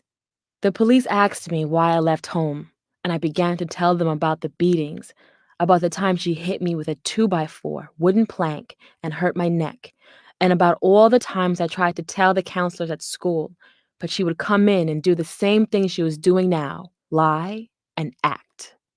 They can tell you, I said to the police, pointing to my friends. They know. My friends nodded in compliance. I knew this was my only chance. I had to convince the police that I was telling the truth. If I went home with my mother, I thought she would surely kill me. You're lying, my mother shouted. None of that ever happened. Why are you lying like this? Her friend chimed in. I don't blame her friend. She only had my mother's perspective to rely on, and my mother did a good job painting this ugly portrait of me. She had turned the whole world against me, making them all think that I was on drugs, and even that I was possessed by the devil. She told everyone I was a whore, and that I had been having sex with all my guy friends, but nothing could be further from the truth. She defamed and degraded my character. I couldn't let her win on this night. I wouldn't. As I stood there in front of the police, I cried my heart out and begged them to believe me. I had become hysterical with desperation and began to hyperventilate. I was placed in the back of a squad car. 2 officers sat up front. Calm down. It's going to be okay, the officer on my right said. We're here to help you. He was here to help me? The very concept had become foreign to me. I felt as if no one had been on my side since we left St. Thomas. I had no one in Florida. There was no one to burst into the room and rescue me from her. Now it seemed as if someone might. Now you know that if you don't go home, we'll have to take you to juvie, the officer said. I don't care, I said without hesitation. Take me. You won't have any clean clothes there, he said. And there's a uniform you'll have to wear every day. It's not as nice as the things you have on now, and the food is not so good either, and the other kids there aren't nice like you are. I did not flinch. Take me, I said, because if you send me back there with her, I will kill her. If I don't, I'm certain that she will kill me. If you send me back, you'll just have to come get me again in the morning. The look in the officer's eyes as they met mine, determined and defiant, gave me hope. The decision he made changed my life, yet again. Where's your father? He asked. I began to sob uncontrollably. I don't know. Well, what's his name? Kenneth. As soon as I blurted out the name of my father, the officer jerked himself out of the car and went over to my mother. I could see him take out his pen and pad and begin to scribble feverishly. Within seconds, he was back in the driver's seat. "Here's his name and location," the officer said. "He's in Phoenix." I was confused. I had no idea what my father would be doing in Arizona, since the last time I heard, he was in New York. Nonetheless, I felt relieved. Before my sisters were born, my mother and I would run back and forth to New York from St. Thomas, chasing behind my father. When I was 5, she moved us into a tiny 4th-floor studio apartment on the corner of Parsons Boulevard and Hillside Avenue in Jamaica, Queens. The hallways and stairwells were littered with homeless men who pissed on the walls and floors.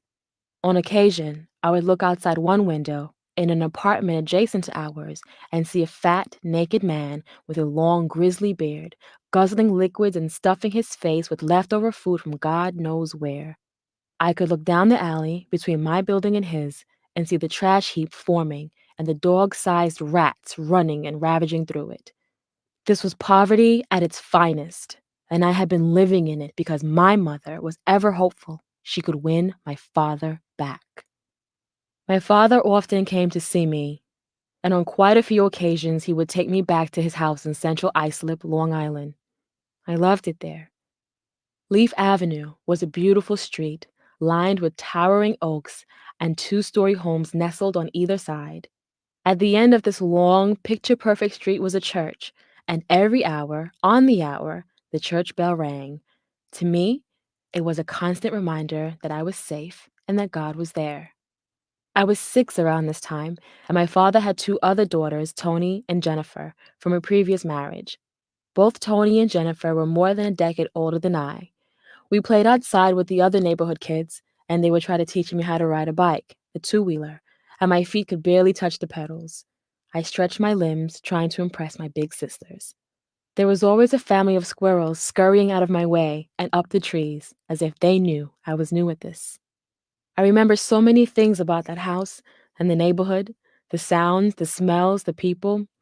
The house next door had burned down, and I thought to myself that our house must have been protected by God because it was unharmed.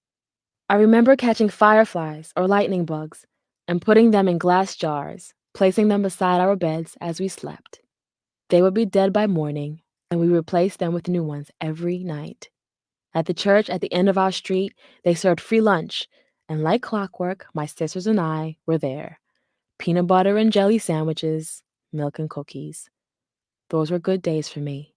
They were simple, and I was safe. My father had gotten my mother a job at B. Altman's department store in Manhattan in the men's department. He was a buyer at Bloomingdale's and had connections. My mother seemed happy. She did everything she could to be what she thought he needed. But I learned that my father was only tolerating her for my sake. This was obvious from the way she would beg him to stay when he visited our apartment, and from the way she would become infuriated when all he wanted was to take me back to Long Island. During the days and weeks that I spent on Long Island, my father had no use for my mother because he had me. This made her furious. So one day, while my father was at work, my mother came to that perfect house on that perfect block in that perfect neighborhood and took me away. My father's mother, Merle, and his father, Edmund, and my sisters Toni and Jennifer watched as my mother snatched me up and drove off. I kicked and screamed and cried. "Please don't make me go. Please let me stay. Please, please," I cried. She slapped me and told me to shut up. I reminisced to myself about those days as I sat in the back of the police car in Tampa, Florida. I was finally hopeful about something. I was looking forward to the possibility of seeing my father again. "If we can track your father down, would you like to live with him?" the officer asked. I couldn't get the word yes out of my mouth fast enough. I said it twice to make sure it came out right. Yes, yes. To my surprise, the officers worked on finding my father right then and there. They would not release me into the custody of my mother until they found him. "We found your father. Now tomorrow, we're all going to work on getting you to him," the officer said. "But for now, you'll have to go home with your mother. We've spoken to her, and she's promised us that she will not lay a hand on you. Get there, get some rest, and get your things together. It looks like you'll be going to Phoenix." I smiled and cried, all at the same time. Could this be true? Was I finally going to be leaving this hell? Was I really going to be safe and see my father for the first time in almost 10 years? The deal was made. I would go home with my mother, but not for long. I was Phoenix bound. Chapter 5. The Great Escape. I had moved to Scottsdale, a suburb of Phoenix, in January of 1994, and by the summer of 1995, I was ready to be on my own. My father lived well, and for the first time, I was able to do things like go to the mall and actually shop.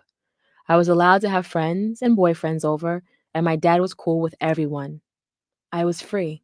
There was no drama, except every once in a while, I would get grounded for staying out past curfew. I didn't mind that because the punishment was deserved, and it never lasted too long. Not to mention that it was a lot better than being beaten. All of my new friends came from wealthy households and were afforded the same privileges as I. We spent the scorching Arizona summers poolside at my house, barbecuing and listening to music.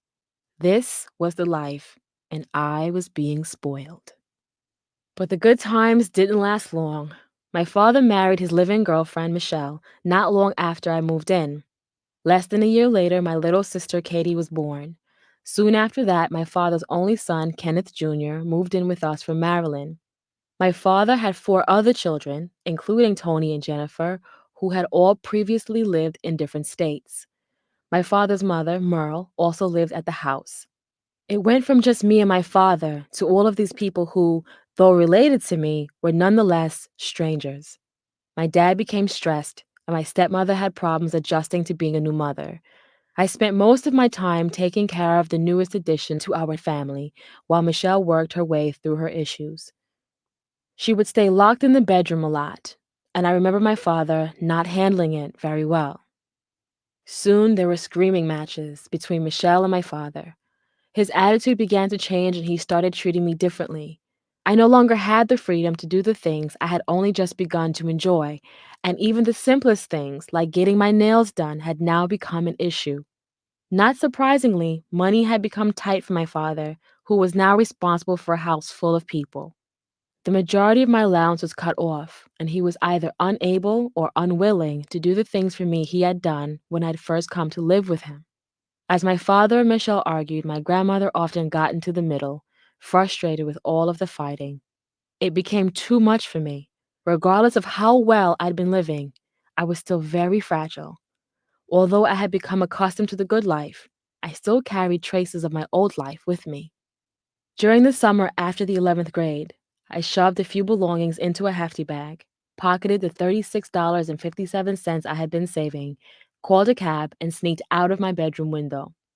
I threw the bag over the 6-foot-high concrete wall around our home and hoisted myself over it, being careful not to jump into the cacti that lined the other side of the wall. And just like that, I was gone again. The only plan I had was to get to a friend's apartment and to stay there for the night. I would figure out the rest in the morning. It was such a crazy time for me. I don't remember much about where I was and what I did as I moved from place to place with friends and even strangers. I do remember feeling the way I felt living with my mother in Tampa Bay. I would much rather have been on the streets as a derelict than to feel like I was in the way. I had a boyfriend, Reggie, who was there for me. He had been on his own since he was 16, and his mother lived in New York, where he grew up. He and his mother had moved to Phoenix years before, but when she went back to New York, Reggie opted to stay.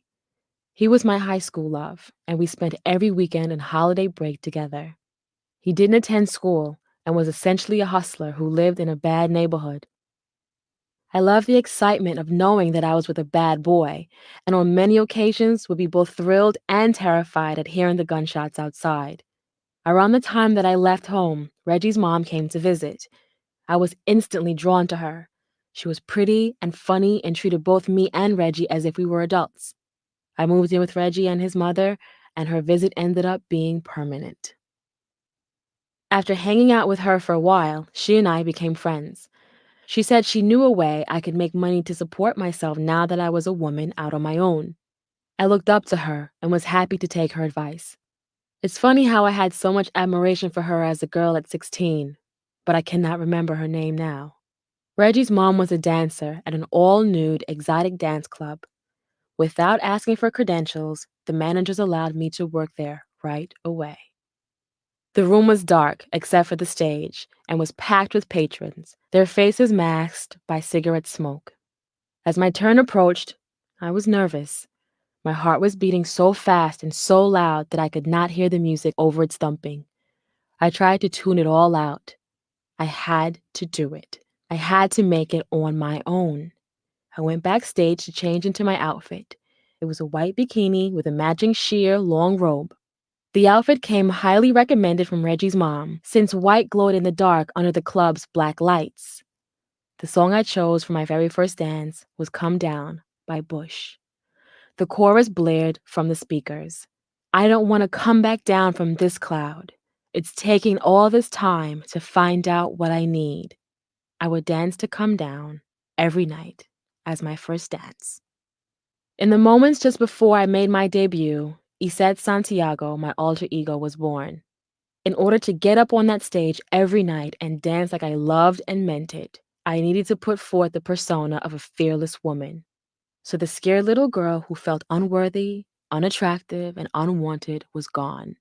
In her place was Iset, a woman child who was everything Karrine wanted to be: beautiful, sexy, confident, and independent. When I took those first couple of steps that led to the stage and the spotlight hit my body, the crowd began to cheer. It is all a blank. I performed without thought, and movement came naturally to me. I got through it. I don't know what I did or how I did, but whatever I did was good enough for the crowd. They went wild. The next thing I remember is holding all of my money and making my way off stage. Reggie's mother was there, waiting with open arms. "You did so good, baby girl," she said. "You were beautiful out there and they loved you. Now hurry up, count your money, and get back out there." And that's what I did, night after night. Every night I was pulling down $1,000 at the club. I was doing well, but my relationship with Reggie's mother turned sour. She was in her mid-30s at the time, and it seemed as if her heyday was over. Mine, at 17, was just beginning. When she found out I was making substantially more money than her, she didn't like it. She began to take advantage of me and started charging me ridiculous amounts of rent and would even demand that I buy her things. Our friendly relationship turned into a jealous competition, and I was soon on the road again. On December 26, 1995, I had been shopping at the mall, taking advantage of the post-Christmas sales and getting my nails done, when I received a call from an associate I knew from another strip club, an upscale place that most of the NFL and NBA players in Phoenix frequented. I had already dated one or two players from the Arizona Cardinals and was enjoying my run as one of the most popular dancers in the city. I was a center attraction, a main feature at the club. Your worth as a dancer is measured by how well you are able to hang upside down and spin from atop the 10-foot pole. It was equally important to know how to work the floor, gyrating and pulsating to the music in front of the customers who lined the stage. I was a champion in both areas. I racked up back-to-back table dances where I would cuddle and caress the upper bodies of the patrons. Some were strangers, but many were regulars. I had mastered a table dance trick, which was to turn the usual position into an unexpected handstand while wrapping my legs around the man's torso. It became my signature move. I was good at what I did and was paid accordingly. One customer who paid very well exchanged numbers with me and called me on that December day to meet him and a friend for a private dance session at his friend's house. This was something I did often: private dances for the Arizona Cardinals players and bachelor parties. They sent a chauffeur to fetch me from the mall. I walked up to the brand new 2-story home, which stood directly in the center of a welcoming cul-de-sac. I rang the doorbell. I could feel in my stomach how nervous I was about who would be answering the door. I really wasn't in the mood, but there was a lot of money at stake, which was always my motivation. The door opened, and there he stood, Cool G Rap, an old school rapper. I didn't know who he was. I only knew his name because that's how he was introduced. I wasn't that into rap and had never heard any of his music, and his face was not familiar. My first impression was that he was unattractive.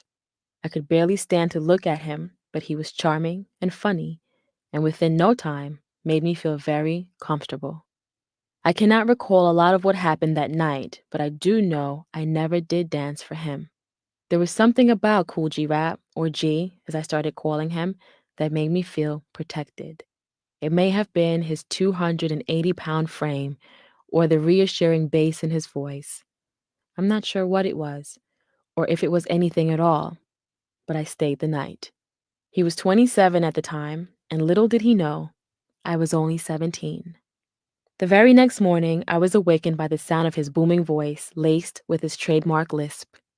"Hey, what's your name again?" he asked. My eyes were barely open, and I could hardly remember who or where I was. I gave him the name I had been using as a dancer. He said Santiago since I was 16. It seemed plausible because I had the state ID, the social security card, and the W-2s to prove it, and they all stated that I was 21 years old.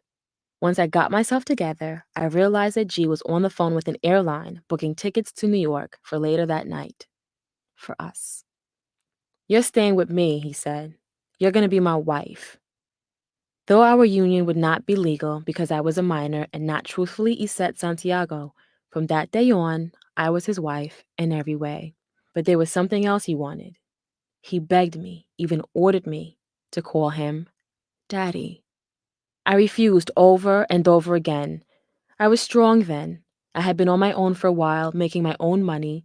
It was difficult for me to let anyone tell me what to do, and even more difficult for me to give someone a title of authority. But somehow, some way, I finally broke down and said it. It drove him wild.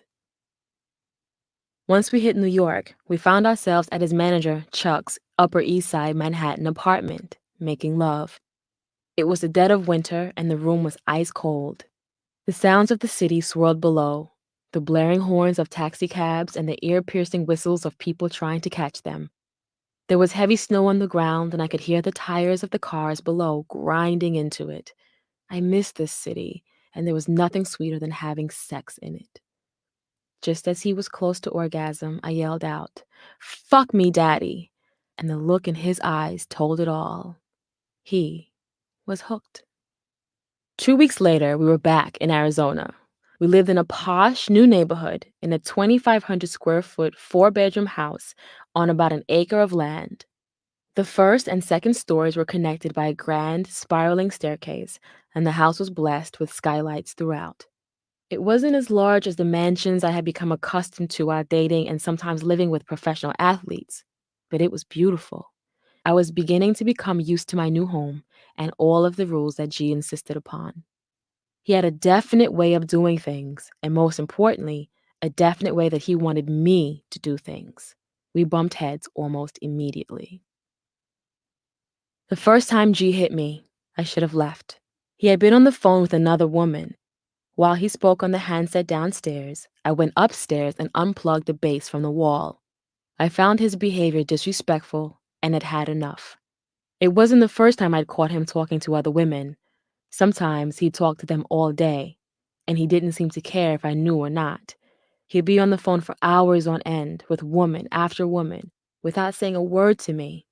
Yet, I was expected to cook 4 times a day, clean the entire house, and do the laundry.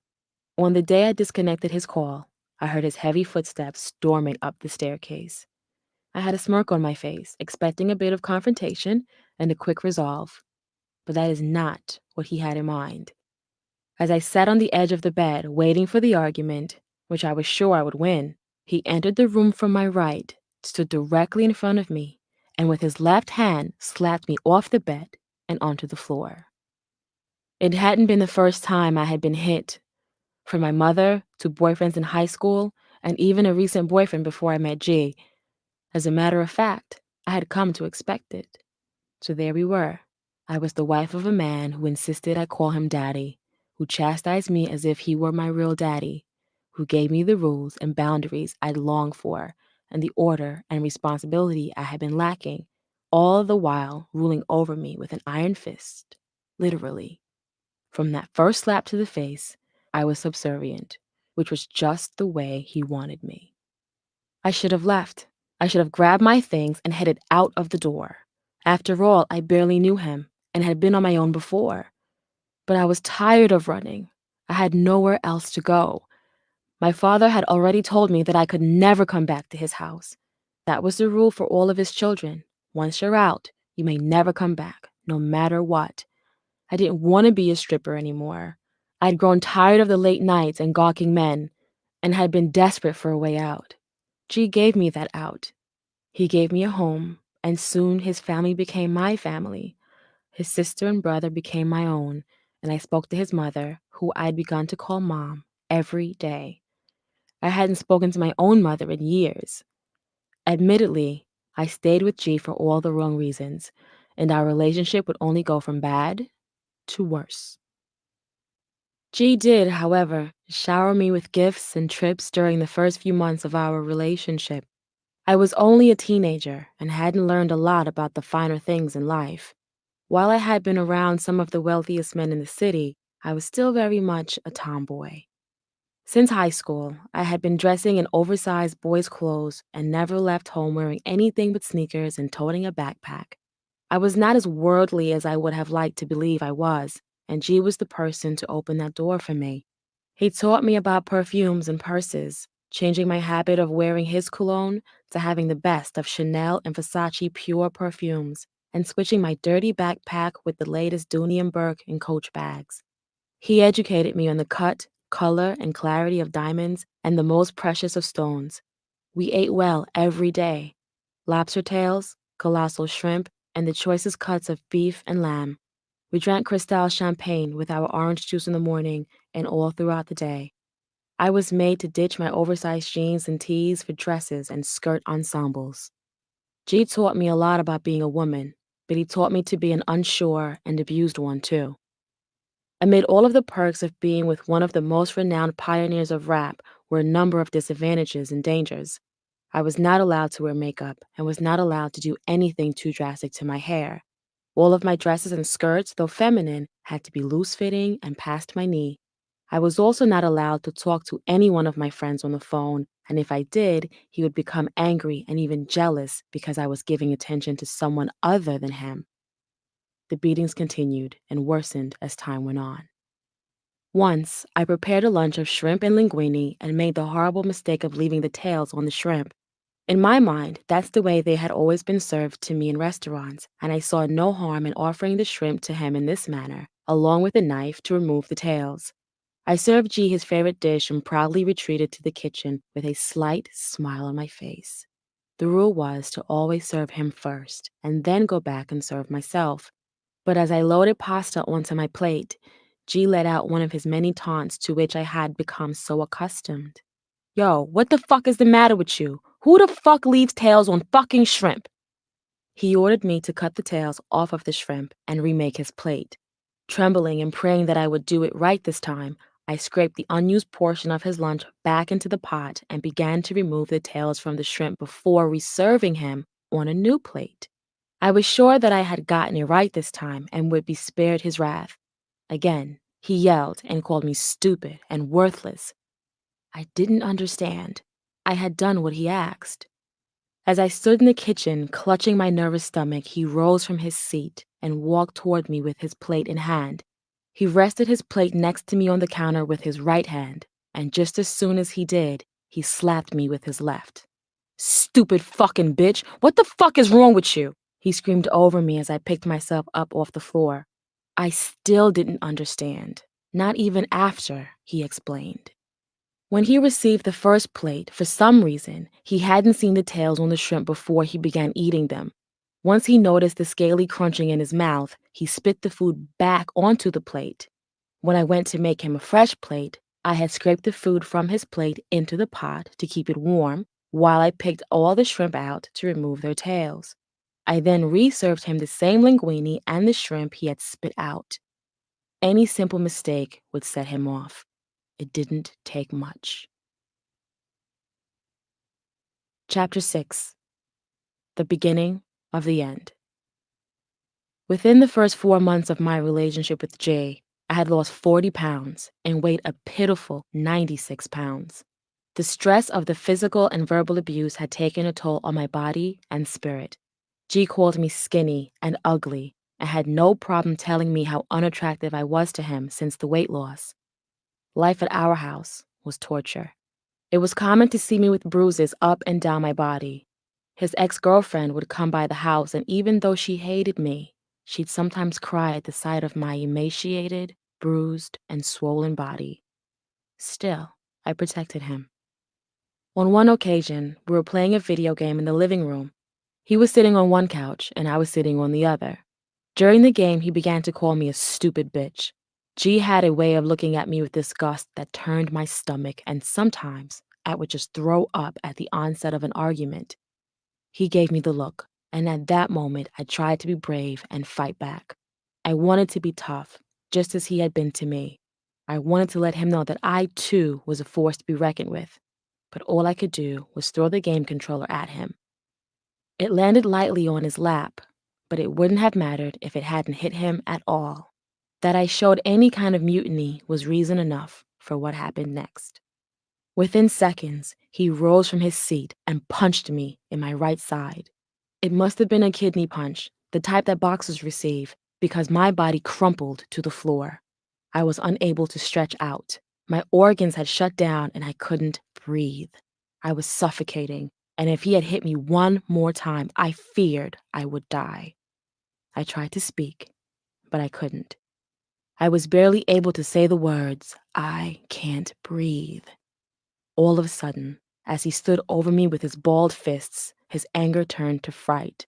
He picked my stiff body up off the floor and tried to administer CPR, then opened the front door and began to yell into the street for help. I could hear him screaming, "Oh my God, help me!"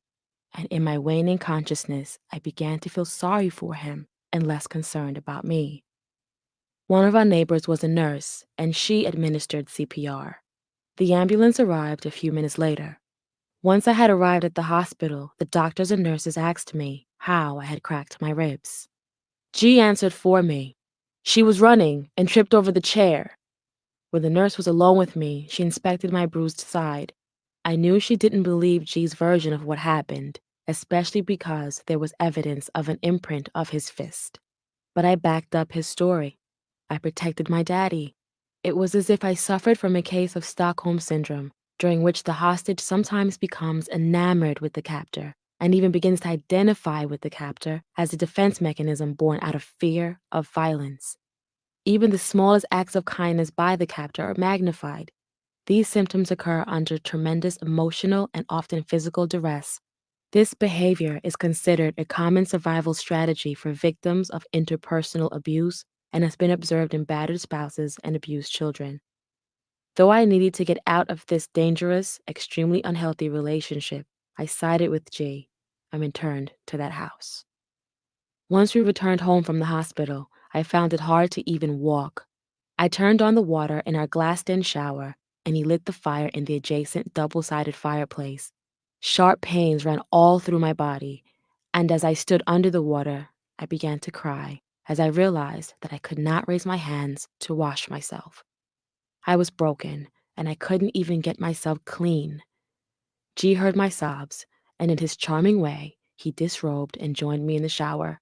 He hurt me and then made it all better as he washed me gently and showered me with kisses and repeatedly whispered, "I love you." Still, the abuse continued. I was not allowed to check the mailbox after a while because he thought I was seeing someone around the corner where the community mailboxes were located. I was also not allowed to learn how to drive, to hold a job, or to further my education beyond receiving my GED. On the few occasions when I got employment at the local mall, he called my job constantly, and I frequently called home, feeling guilty for leaving him alone. It wasn't unusual for him to say, "I need you. Come home." It was common for me to run back to him rather than moving toward gaining my independence. One day, I woke up and decided I didn't want to live like this anymore. In fact, I didn't want to live. I took a full bottle of prescription painkillers and was rushed to the hospital, where they made me drink charcoal to neutralize the effects of the medicine. There were times when I locked myself in the closet with G's gun, playing with its barrel and trigger, wanting to shoot myself, hesitating only because I was afraid of the pain. I wanted out of my life, one way or the other. Living with one of hip hop's pioneers, I started to get lost in the new world of hip hop and the glorious videos accompanying the latest hot singles. I looked enviously at the women in these videos, their bodies perfectly voluptuous, while mine was gaunt and disgusting. Their faces were all made up, and mine was plain, with only the shine of lip balm on my lips. Their clothes were tight-fitting, and mine hung loosely from my stick-like frame. I wanted to be there, wherever they were. It was my greatest wish to be beautiful and strong and free. G would become very upset with me if I liked someone else's music too much. He would take another artist's success as a reminder of his own increasing irrelevance. Kool G Rap began and sustained his career in the 80s and into the early 90s. He has been dubbed one of hip-hop's most revered pioneers, yet he has not been as successful or recognized as many of his counterparts. It is easy for some to remember Big Daddy Kane, Biz Markie, and Rakim, artists who enjoyed more mainstream success. But G stayed more underground, rarely finding himself on MTV, as his protege Nas had. When we were together, it appeared that his peers and even his students would surpass him. His most popular singles, like Streets of New York, Ill Street Blues, and Road to the Riches, are rarely ever heard outside of the East Coast tri-state area. He was big at a time when there was no SoundScan, the tool that is used to track record sales. He never had the privilege of knowing just how many records he had sold, whereas his younger counterparts were going platinum plus in the mid to late 90s. This sense of failure or incompletion, I believe, is what fueled G's rage at times, and I would find myself watching videos when he wasn't around, so I would not make him angry while I was dreaming of a new life. For now, I would remain in the nightmare called my life. There were multiple abortions and miscarriages. I'd reached the end of my rope. I staggered to the bathroom, and after locking the door behind me, fell to my knees and continued to cry over the toilet. I prayed to God to save me. I begged him to give me a child who would be strong enough to live inside of me and endure the abuse. I promised him that if he would answer my prayer, it would be my motivation to leave. My existence alone was not enough. I needed another reason to save my life.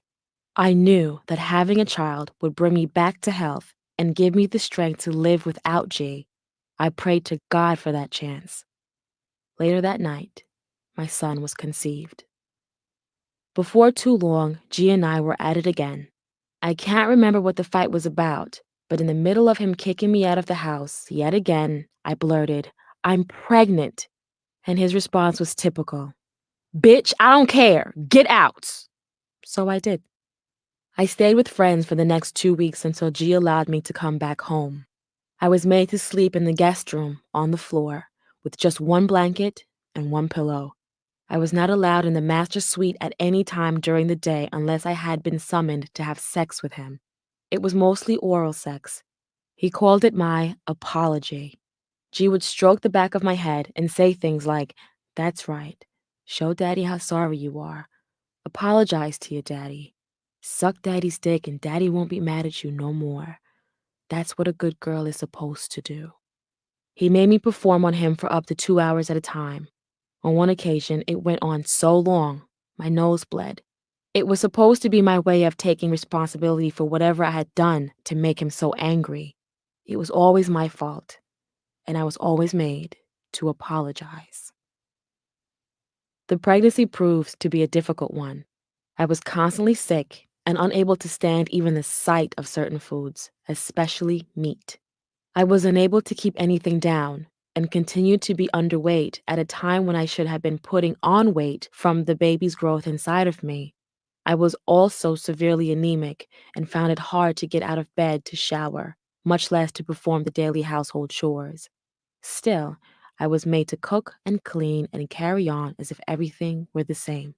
The rule was that G should never have to cook his own meals or do anything else around the house as long as there was a woman living with him.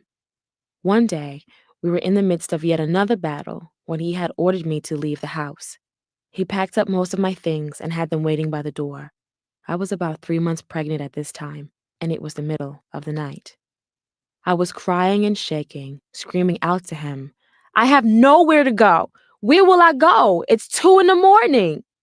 His answer was for me to go to a shelter. So at his command, I thumbed through the yellow pages and found a shelter with an open bed that would pick me up from the house. I continued to cry and beg for him to just let me sleep there, even offering to go back to the guest room and sleep on the floor. He denied me. Yet, while I was waiting for the shelter to come get me, G had one more order to place, and that was for me to make him a steak.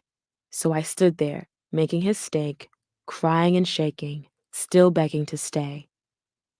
I became nauseous and began cooking and throwing up simultaneously.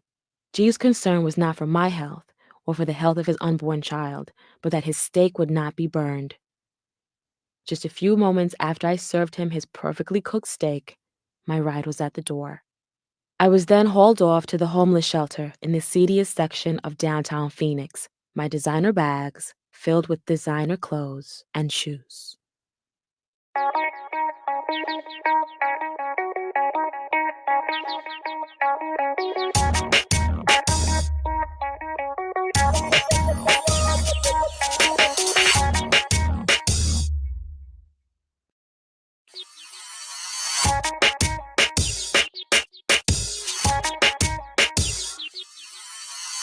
There were about All right, guys, we reached the conclusion. So we'll pick back up tomorrow, same time. Y'all know how we do over here, guys. Hope y'all enjoyed the entertainment, and I'll see you guys tomorrow.